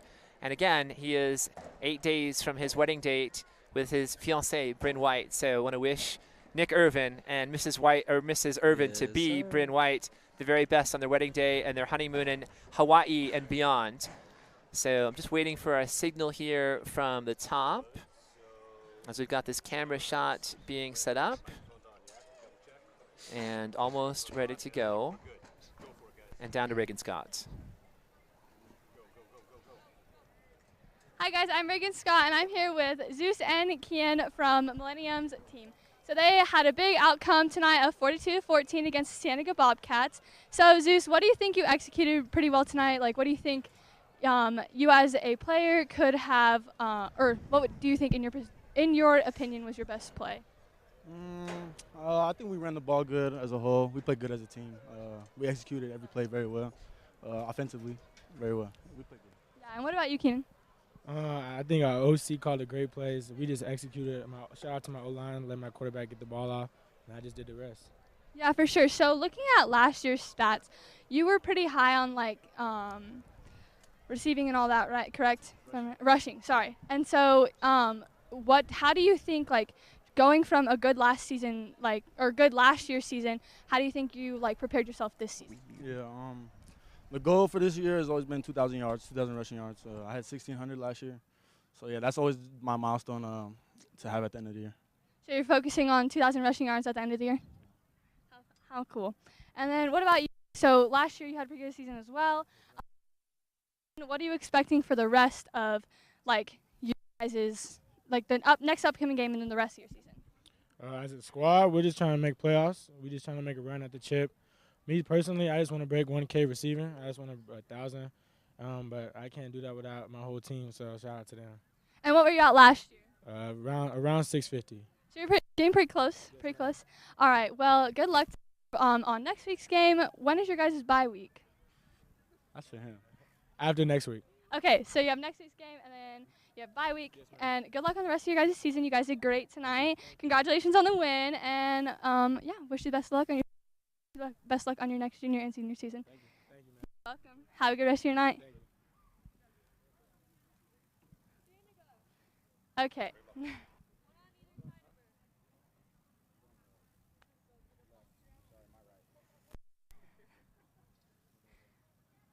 guys have to come closer. You're too far.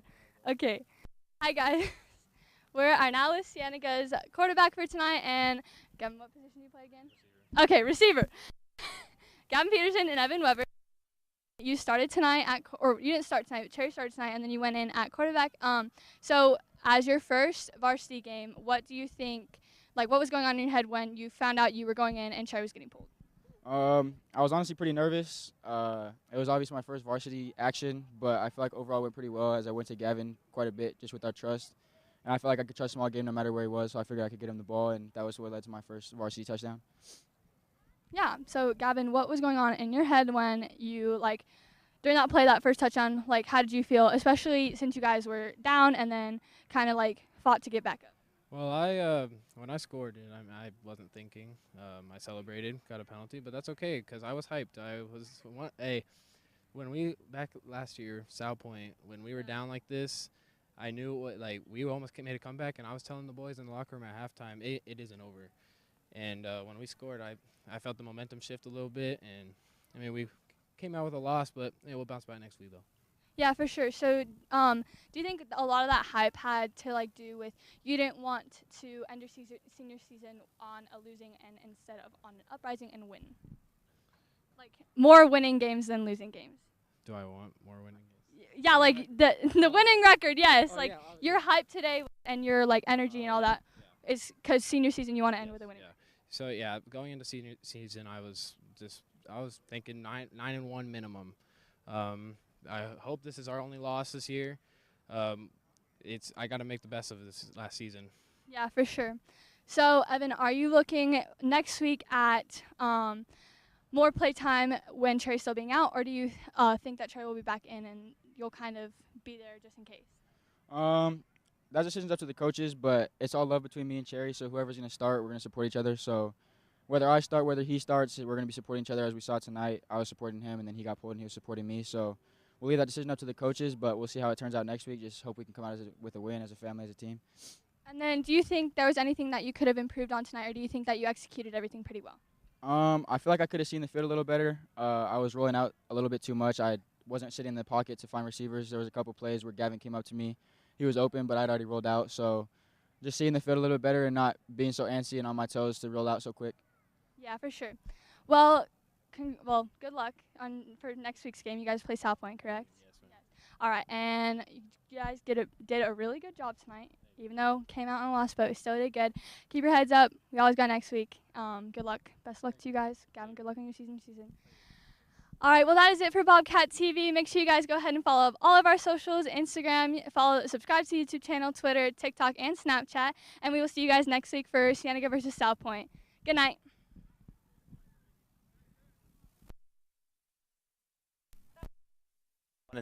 Okay, very good. So, all right, we're going to wrap it. But that's Reagan Scott, and she always does a phenomenal job. So it's always wonderful to have her down there on the field reporting. All right, so Cole McFarland and I are actually going to wrap this up here tonight. So, Cole, again, give us some final thoughts here. What I like to see is the leadership, right? So you have Gavin Peterson, who was one of those leaders in that locker room as a senior.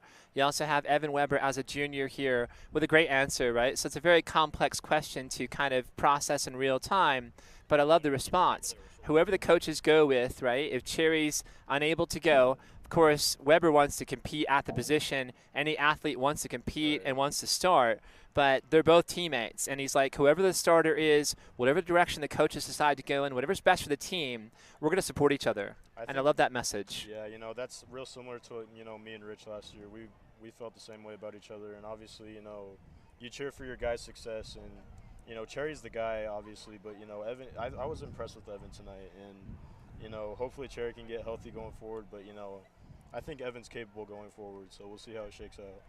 Very good. Here's a quick scoring summary, and then I promise we'll wrap. So Derek Berry, the quarterback, 14 yards on the touchdown run on a bootleg. Beautifully designed play by Millennium. Extra point by Jason Weston made it 7-0. Then it was Zeus Pinder Nation, 10 yards on the touchdown run. Weston's extra point made it 14-0. Shade Wilson, it was a dagger early, a 14-yard pick six, demoralizing extra point by Jason Weston made it 21-0. Then it was Zeus Pinder Nation again, 6 yards on the touchdown run from Jason Weston, 28-0 Millennium. Pinder Nation again, the next score, 3 yards on the touchdown run, so a hat trick for Zeus. And the extra point by Weston made it 35-0.